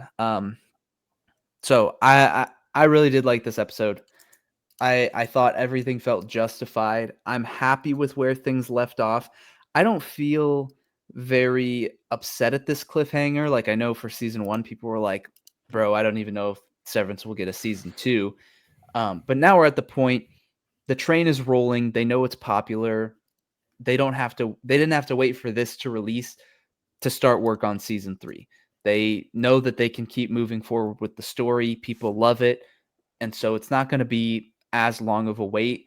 So in that regard, I'm not that upset about the cliffhanger. Still really excited to see where they take things, but it definitely doesn't bother me where it left off. One of the other things they talked about in the breakdown that I really love is that you see 4 different interactions between Mark and Gemma with their innies and outies. You see 4 different interactions all back to back to back. You get Outie Mark with this brand new Cold Harbor Gemma, and then you get Outie, then you get both of their innies, and then finally you get Gemma's outie with Mark's innie for the final scene. Crazy, like I didn't even like in real time realize how many different versions we were going through all at the same time. Like I remember they were going up the elevator and that's when they kiss each other. And in my head, I was just like, Mark, you got to tell her. Mark, you got to tell her you're about to switch. And then I was like, wait, she's going to switch. She's gonna switch too, yeah. They both switch. And I wasn't even thinking of that. Like as they were going up the elevator, that's the dynamic we were about to get to. It's just like all of those things just so well thought out. They clearly have like just a great vision for what is happening with this show. There are still other like random little other things that like we got pieces of, like goats being sacrificed. And for me, like when the goats happened in season 1, I thought there would be more significance. And I still think there might be, but like it seems like it was kind of explained that, you know, they're almost genetically modifying the goats or trying to have the best goats that they can sacrifice. And if that's all it is, it's like, okay, it makes sense for Lumen, but why did it seem like a much bigger deal and a more like mysterious thing in the first season? Random little things like that. That's like probably doesn't matter. Don't need to think about it, but things that felt like a bigger setup that ended up not even being that significant or interesting. Very small thing and doesn't matter at all because like there is still so much that's captivating and interesting and bringing you into the show that those little things really don't matter that much. Yeah, great finale. Overall, amazing season. I will say, like, I gotta be honest, the Cobell episode kind of sticks out like a sore thumb at this point, looking back. Because we had other episodes that would like, okay, stop everything we're doing and we're gonna focus in on just the backstory with Gemma, just the work retreat. And those still fit and worked in the context of the story. And so a Cobell episode, it's like, okay, they can do a Cobell episode and it can work. Looking back though, I don't know that it was handled the best. It just feels like a standout episode that just like wasn't all that good. The shortest episode of the bunch feels like that should have been like stuff that was incorporated while we were also telling other parts of the story. But that's another minor thing. Final thing I'll say, just in general, I think from a cinematography standpoint, this might be the best looking TV show that I've ever seen. Just gonna say it. I'd agree. I mean, Yeah. I think Better Call Saul, the late seasons of Better Call Saul, you can definitely tell there's a switch. I think like season 4, they start to really care about where they're placing the camera. But I think hands down, Severance will take that every day of the week. Yeah. Beautiful. Couldn't agree more. Where in the actual heck do we go from here? Ben, I know you said you had some theories. I don't know if you were trolling or Well, I mean, you said a little bit of my theories, but I'll put on my Mhm. tinfoil hat a little bit and theorize because, like, they told us some very clear things. They didn't fully explain some of it, but they told us like macro data refinement. That is Gemma, is basically what they said. That is Miss Casey. And so, like, to an extent, you can infer what that means a little bit, but you don't fully know what that means. How is the data that they're refining actually affecting the tests that are happening on Gemma? So what I think is happening is I think this has to do with the data that they're refining is basically the severance procedure slash the severance chip. And they're running all of these different tests on Gemma with her with a new iteration of the chip. And there's still kind of a gap between, like, okay, how is the data directly connected to the chip? Are they using the judgment of the macro data refinement floor, their judgment of these things and the emotions that they convey? Are they relying on that to kind of refine down the chip data and whatnot? Still some gaps there, but that's kind of my thoughts with what they're refining, which is why Cold Harbor being the final test was like everything built up to, can we have in any version of somebody, a different version of somebody, where they have no feelings, they will do what they're told, there's no happiness, there's no sadness. And we've seen there was the Gemma variant, the Innie, that was just writing Christmas cards, and she was sick and tired of she's just writing Christmas cards. So an Innie variant that wouldn't feel anything would just be told to write Christmas cards and wouldn't care. Or we saw with like the dentist where she feels pain. I even think it goes that far that they're trying to figure out how you can turn off pain in your brain, where your brain doesn't receive pain receptors from the rest of your body. Um, and so I think Cold Harbor was meant to be the test to be like, she physically does not feel anything, physically, emotionally, anything. And Lumen's entire goal with that is to create workers who genuinely are completely separate, numb, basically slaves that will do whatever they want to do. Which I did say this, that like is a crazy, messed up, terrible thing to happen. But I honestly think that more people would be on board with a severance procedure if genuinely, like, it was another being that had no emotions, no complexity to them. It literally was like you were a robot when you went to work and then you're just yourself the rest of the time. I think more people would be on board if that was the case. And I also think part of it is they're trying to make it more widespread. Which we saw with the birthing retreat. We saw that happen. Um, but they're trying to basically normalize severance of like, we can put a chip in you where if you don't want to feel pain for a surgery and if you don't want to go through emotional trauma, that like you can just shut off your brain and be completely numb and then come back feeling like yourself. Um, so I think the ultimate goal for Lumen is like, what we've seen so far is almost them trying to further this procedure and have it even more refined so that it becomes a more commonly accepted thing of like, we can live life how we want to choose life, where we're mostly happy, and then we can basically turn ourselves into a numb robot for everything else. So I know you kind of said most of that or a lot of the general ideas, but that's kind of how I piece together like, what does it mean that Gemma is the data? I think it has to do with the Severance chip, because that's why we're seeing her be tested so many times. And they're going through different emotions, like emotional stuff, physical stuff, to try and refine it to something that works better for what Lumen is trying to do. Yeah, I've even seen people I forget the video. I can send it to you after, but they're basically saying that just to make the perfect worker, especially with how they've seen the innies stand up against them and revolt against them. Well, what if you had an innie that just didn't do that and just came to work, did their job, and went home? And that's it. Never asked questions, never showed any emotion, just did that. Um, And so I think that's what's cool about having them intentionally having Mark work on Cold Harbor and have him work on refining all of the data that they get to the office, which I think is very apparent with them getting rid of Dylan, Irving, and Helly in the beginning of the season, but keeping him and always having him be the one working on the data, having him be the. I mean, he's their best refiner, and I think that's for a reason because obviously he's working on his wife.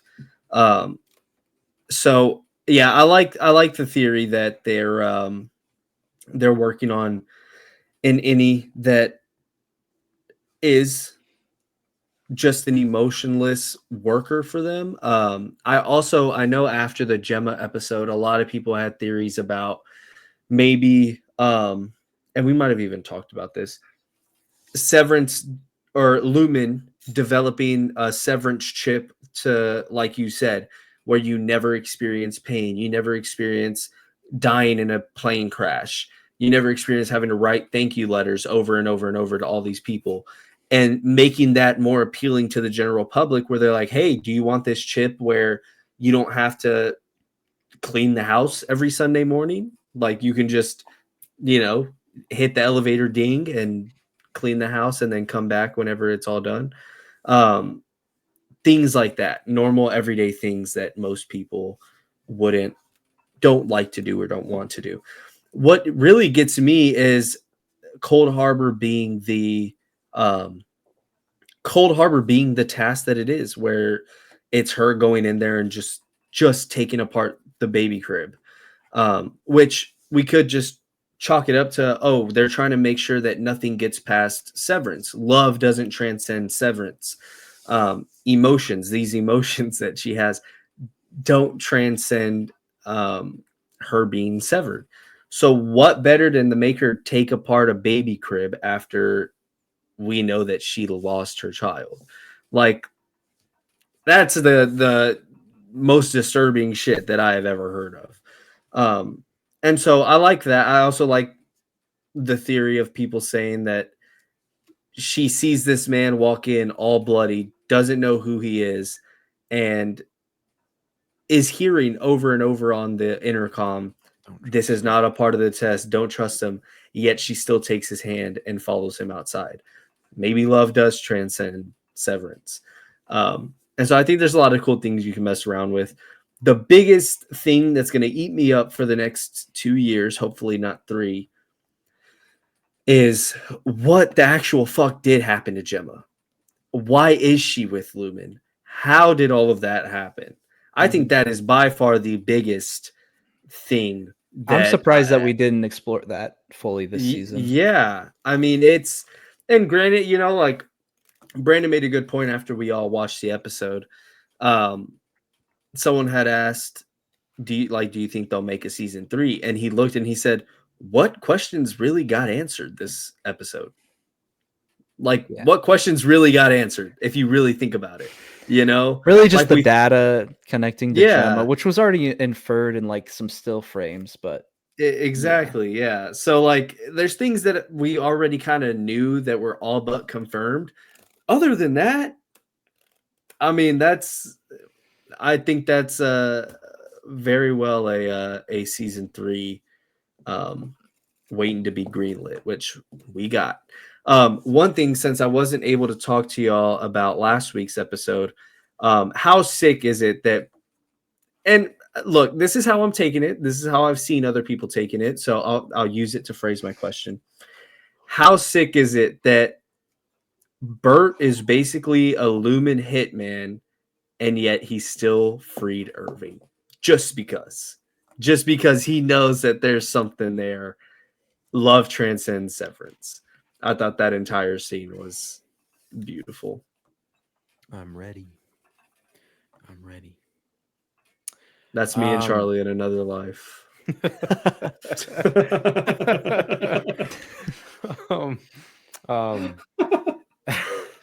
Yeah, I forgot that we didn't talk about last week's episode, actually. Yeah, that was I mean, obviously that was a very special moment, and I love because they played that whole scene like Bert was going to do something bad to Irving, like in the car ride specifically. Um, but then getting to the train station, it was such a tender and sensitive and emotional moment that they pause on for a little bit. And I mean, I don't know how I would have answered beforehand. Uh, I think I would have said no, that love doesn't transcend severance. But at the same time, like, I don't think it's binary because, like, we're looking at Mark S with Helly, choosing Helly, running away with Helly, uh, even though he's looking at Gemma and feels nothing for Gemma. Well, he likes Miss Casey, sure. And like he enjoys being around Miss Casey, but he loves Helly, you know? Yeah. Um, so I think it can and I think it can't. I think certain things like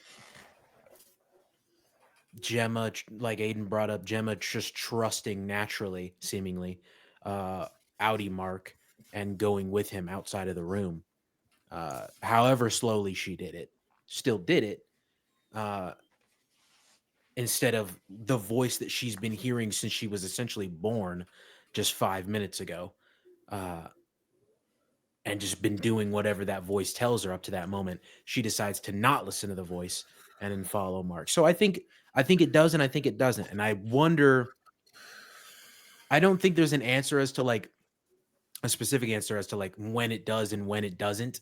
I don't think that that's something that will ever be answered. I think that that's just a a personal experience, personal preference kind of thing. But I do think that the conversation is a fun one to have and an intriguing one to have. Absolutely. And I think that the times in which they've showed it being the case, it's felt very rewarding and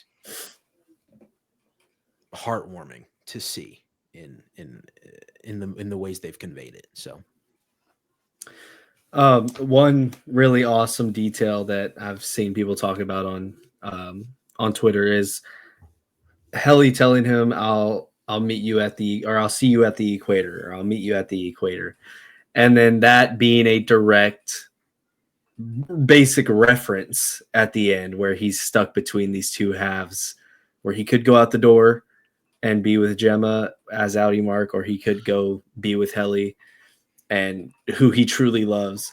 Literally stuck at the equator. I thought it was awesome. When she slid into frame behind him, oh my God, I jumped out of my seat and I gripped the shit out of Brandon's shoulder. And I was like, oh my God, no way they're doing this shit. No way.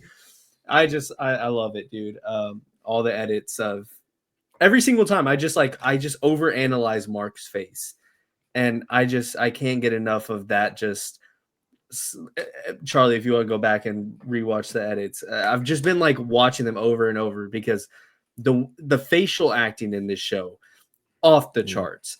And the way, I mean, we saw it that one episode where it ended with him looking at Gemma after his reintegration, and just the way he looks at Helly, and he's kind of like, oh my God, I'm so glad that you're here. Like, this makes my decision a lot harder, but fuck, like, you're here and you're alive, and it doesn't make my decision harder. It makes it easier because now I see your face and I know that there's only one right choice.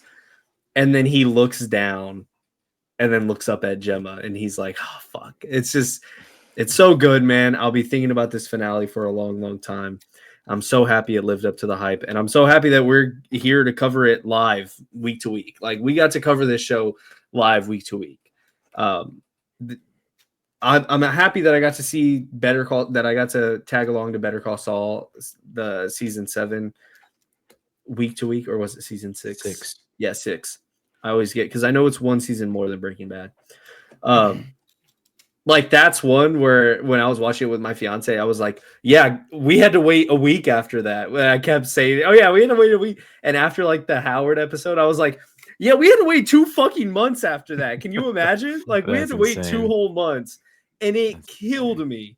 I remember we were actually all together when the episode came out. We were reacting to the Thor Love and Thunder trailer, and we recorded, and we were recording that night. And my buddy texted me and he said, dude, did you see the new episode? And like, I think we were even recording and I saw it and I was like, no, I'm gonna watch it here in a little bit. And I put my phone down and I was like, holy fuck. So we wrapped it up and I went to watch it that night and I just texted him and I was like, bro. And I was just like in disbelief the entire day. Like I was like, after that, obviously I started recording my reactions to it, but I was like, dude, could you imagine? Like I freaked the fuck out. Like, so I told myself like, I will never not react to something like that. The only reason I didn't do that with Severance is because I wanted to watch it as fast as possible. And I knew recording it would take longer. And I wanted to go participate in Severance watch parties every week. So yeah, what a phenomenal time to be alive. What a great time we're in where we got to cover this episode live. I really hope that years down the road we look back and we're like, yeah, I remember we were talking about that as it was coming out, and now people are saying it's the greatest show of all time. So that'd be fun. I will say this. I saw somebody say on Twitter that they have a bad feeling that this is going to be the last time that these two consciousnesses, Audi Mark and Audi Gemma, see and interact with each other. I will be so eternally upset if that's the case. I just want to throw that out there. It sucks because it's like, bottom line is like one of these, whether it's Helly and Mark S, or whether it's Mark and Gemma, one of these two relationships will not live to see the end of the day, like to see the end. What the end of the show? Like it's just, it won't happen. Whether it's Mark and Gemma or Mark S and Helly, it just won't happen. And it sucks because I love Mark S and Helly so much, and also we've gotten to see their relationship from when it first started to now. And like, it's unfair because we've just kind of heard, and then obviously we got that episode with him and Gemma, but like we just kind of like heard and got to see little bits of it, and then obviously we know how much they love each other, and it's such a push and pull, and that's why I'm saying the only thing that is kind of funny is everyone being like, I fucking hate Mark S, when I'm like, the whole show is telling you why you should understand where he's coming from, but like, what are we doing?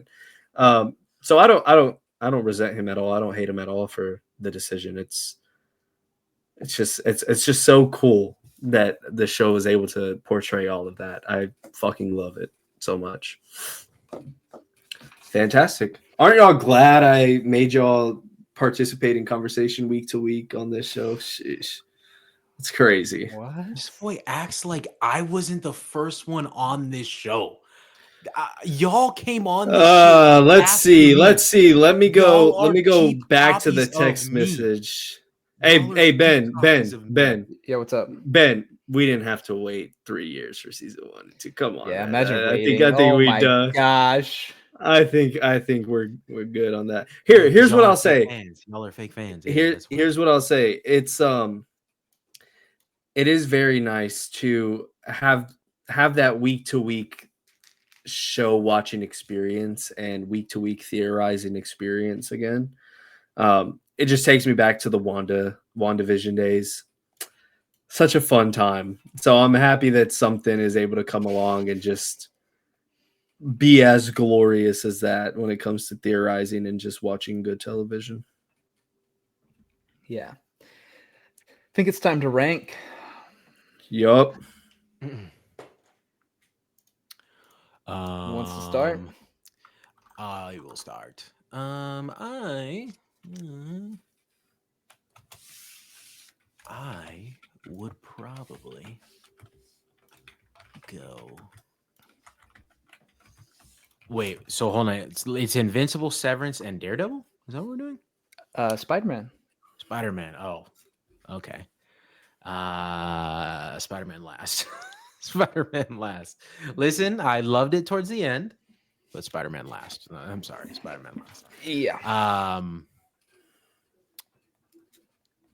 And this one's hard for me. This one's hard. I know, Aiden, you're gonna put Severance at number 1. I know, but this one's hard for me because, like, dude, Invincible season 3 is so immensely fucking good. But obviously,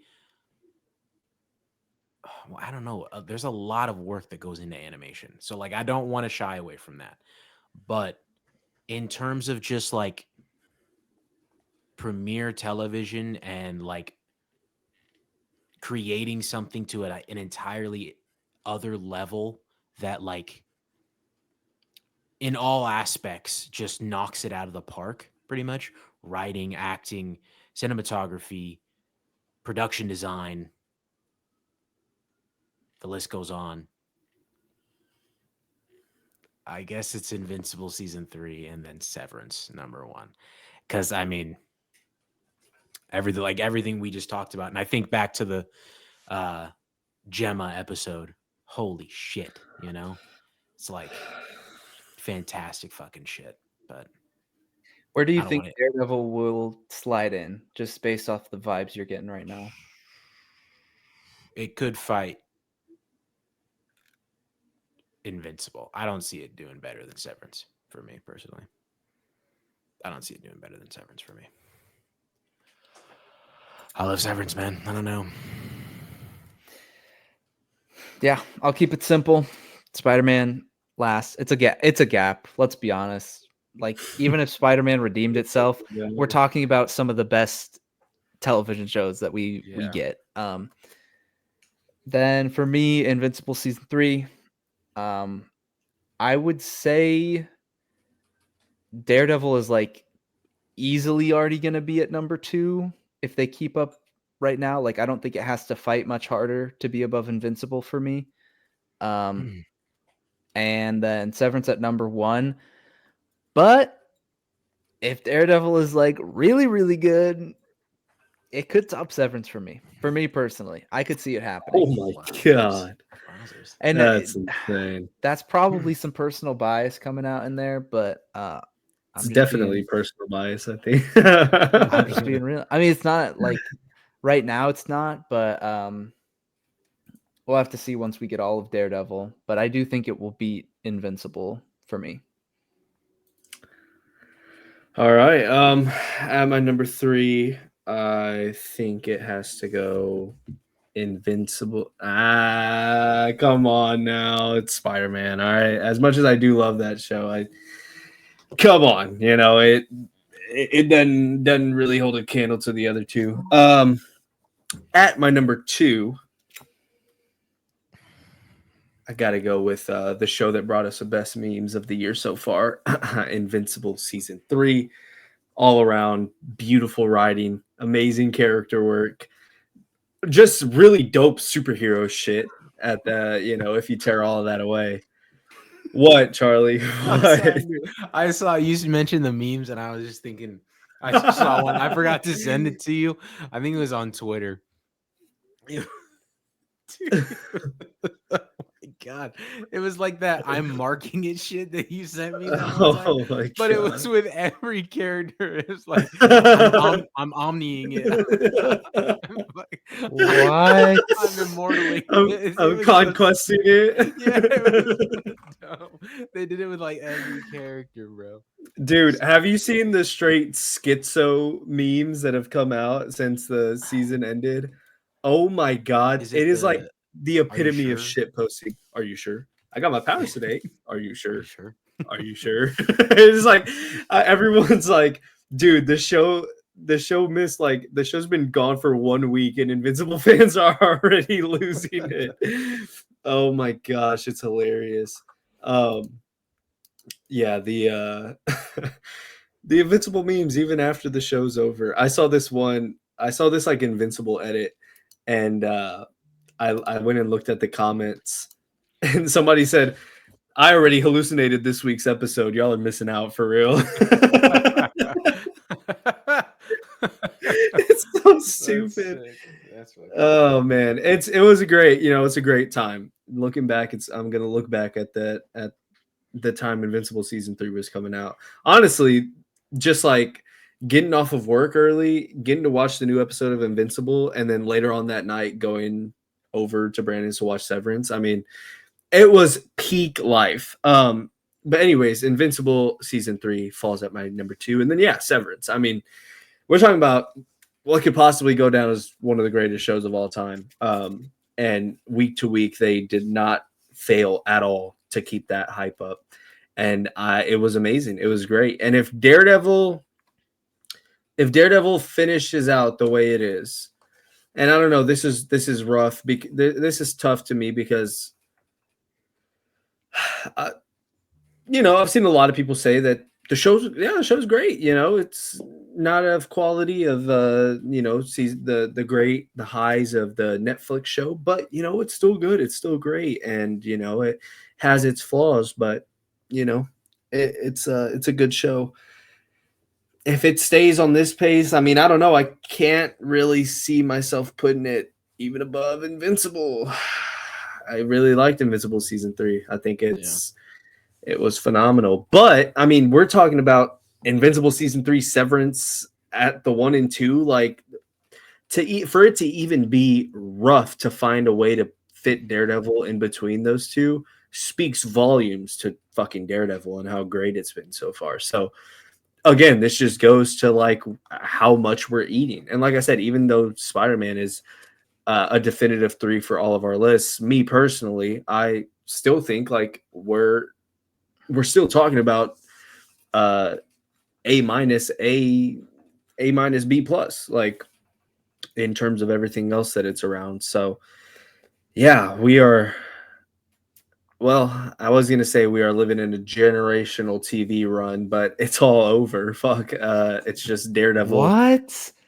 Well, Bro, I mean, we're like a month away from 2 more bangers. I was about to say how this list is going to get way more interesting in a month when we get 2 more amazing seasons of television. Will it live up to Invincible season 3 and Severance every week? I don't know if it will for me. Wait, which ones are you talking about, Ben? Andor And Last of Us. Oh, so you do think Like I don't. Okay, so here's the thing. Am I crazy? Like, what are we talking about? Well, I just don't remember you glazing season 1 that much. That's why. I loved season 1. Okay, What are you talking about? Man, fucking shoot the messenger. Holy shit. Dude, come on. Get off me. Jeez. If you're giving me weekly Invincible and Severance or weekly Daredevil and The Last of Us, I mean, look, here's the thing. Is Last of Us season 1 phenomenal? I mean, I think it's as near as perfect as you can get. And we've talked about this. That doesn't take anything away from my viewing of season 2. But the way things look to be going, the way things look to be shaping out, I would not hold my breath on it. Well, and hold on. I want to say that perspective is from us who have played the second game. Ben has not. So Ben has a little bit of a difference. So I'm glad that we have Ben on the podcast, because if we don't like it for specific reasons as terms in terms of pacing and what they cover, I'll be interested to see. We have another opinion. I'm really just basing it off of the fact that if we had Last of Us season 1 and Andor season 1 airing during this time, we would be talking more about the comparison between these shows, because those seasons were that good. So that's all it's based off of, is like, if it's as peak as the first seasons were, then it's still going to be great television. I haven't seen Andor. Which I'll have to get back to you on that and see if my opinion's changed. I just think. Would you say Andor is as good as Severance for you, Ben? Andor season 1? No, I wouldn't put it above Severance. Okay, but would you put it like? What about like season 1 of Severance? Just season 1. Still probably not, but like on the same level though, maybe. For me, it would be like close. Okay, it would definitely be close. Okay. Like that's what I'm saying is like the list could get interesting because we're continuing Daredevil and we're getting 2 shows that I think could be up at that level of like debating between Invincible 3, Daredevil, Andor, and Last of Us might be like a very tight race between those to see which one comes out on top. And that's only based on my views of Last of Us season 1 and Andor season 1. Sure. Yeah, that's fair. And again, I mean, the way you're biased with, excuse me, with Daredevil, I feel like I'm a little bit the same with Invincible and Severance, because these are two shows that even if we got Invincible in the summer and then Severance in November, I feel like, or let's say we got Severance now and then Invincible in November, I'd look at the end of the year and I feel like I would still look and be like, those are two of the best shows of the year. We just so happen to get them in the same week, which heightens that even more. Because me personally, I think both of those are like 10 out of 10 seasons for their respective shows. Which, like, I agree with all of that, but saying that this generational TV run has come to an end, I don't think that's true. Like, I think it's continuing into these next two shows that I'm still really excited about. And you know what? And that might be true. For me personally, I feel like if you were to give me, hey, I'll give you season 3 and Severance in the same fucking week, on the same day, I will give you Severance and Invincible week to week. Oh my God. Like, I'd be like, what did I do to deserve this? You know, like that's how high that is to me, where I'm like, yeah, not only are these the two best shows of the year so far, we got them on the same day. So that heightens it a bit for me. Where I mean, maybe The Last of Us and Andor is just that fucking good that I'm like, all right, I stand corrected. I think, but like for me, the generational weeks that I went on are over, and now we got these other like a new twist to it. Instead of Invincible and Severance, it's Daredevil and The Last of Us, and then we got Andor coming in there. So it's just a nice little change of pace, to switch of flavor. I mean, those are 4 completely different shows from each other. You got an animated, gory superhero show, and then a courtroom superhero drama, an apocalyptic drama, and a fucking workroom drama. Like, it's 4 vast majority, but whatever. I still think that we're in for some good shit. Yeah, I will be interested just because Charlie's not as big of a Star Wars fan, just to see what the Andor thoughts are. Which, I mean, I think you could not be a Star Wars fan at all and just pick up the show, and I don't think that your view of Star Wars currently will positively or negatively affect your view on Andor. Now, like, as a Star Wars fan, of course, I am one who would like compare it to the other stuff that Disney has released or the other shows and whatnot. But I think you can take all of that away and just view it for what it is, and still will really enjoy it, I think. Yeah. I'm excited actually for it whenever I end up watching it, which will be here soon, since season 2 is coming out soon. Yeah. There's only going to be a season 2, right? There's not going to be another. Okay. Yeah, the plan all along, just because of where this is set within the movies and certain other things that happen, they had the whole time it was a planned limited story, basically, planned 2 seasons, which is why I'm so confident that it will be good. Is it's not like season 1 did well and then they wrote a second season. It's like, no, they had the complete picture. We just only saw half of it. Okay. Well, I believe that wraps up this wonderful episode. Thank you all if you are listening this far into the pod. We will see how it looks when we drop this. We got another episode coming out, possibly Friday. We will see if everything lines up. Be a 2-episode drop the same week that Daredevil is doing a 2-episode drop, I believe. I'm not sure if I'm right on that or not. So yeah, we will see how the week shapes out. If there are any news, if any of us go and watch some new films or anything, or if any of us catch up on some TV shows, such as Andor season 1 for me, we will let you know all about it on Friday, hopefully, if everything goes well. Thank you so much for watching yet another episode. Don't forget to let us know any of your thoughts or comments down in the comment section below, or you can shoot us a text. That way it sends directly to our fan mail. And if you're listening on audio, thank you so much. Keep blowing up that audio. and we will see you in the next one. Peace. Adios. Sayonara.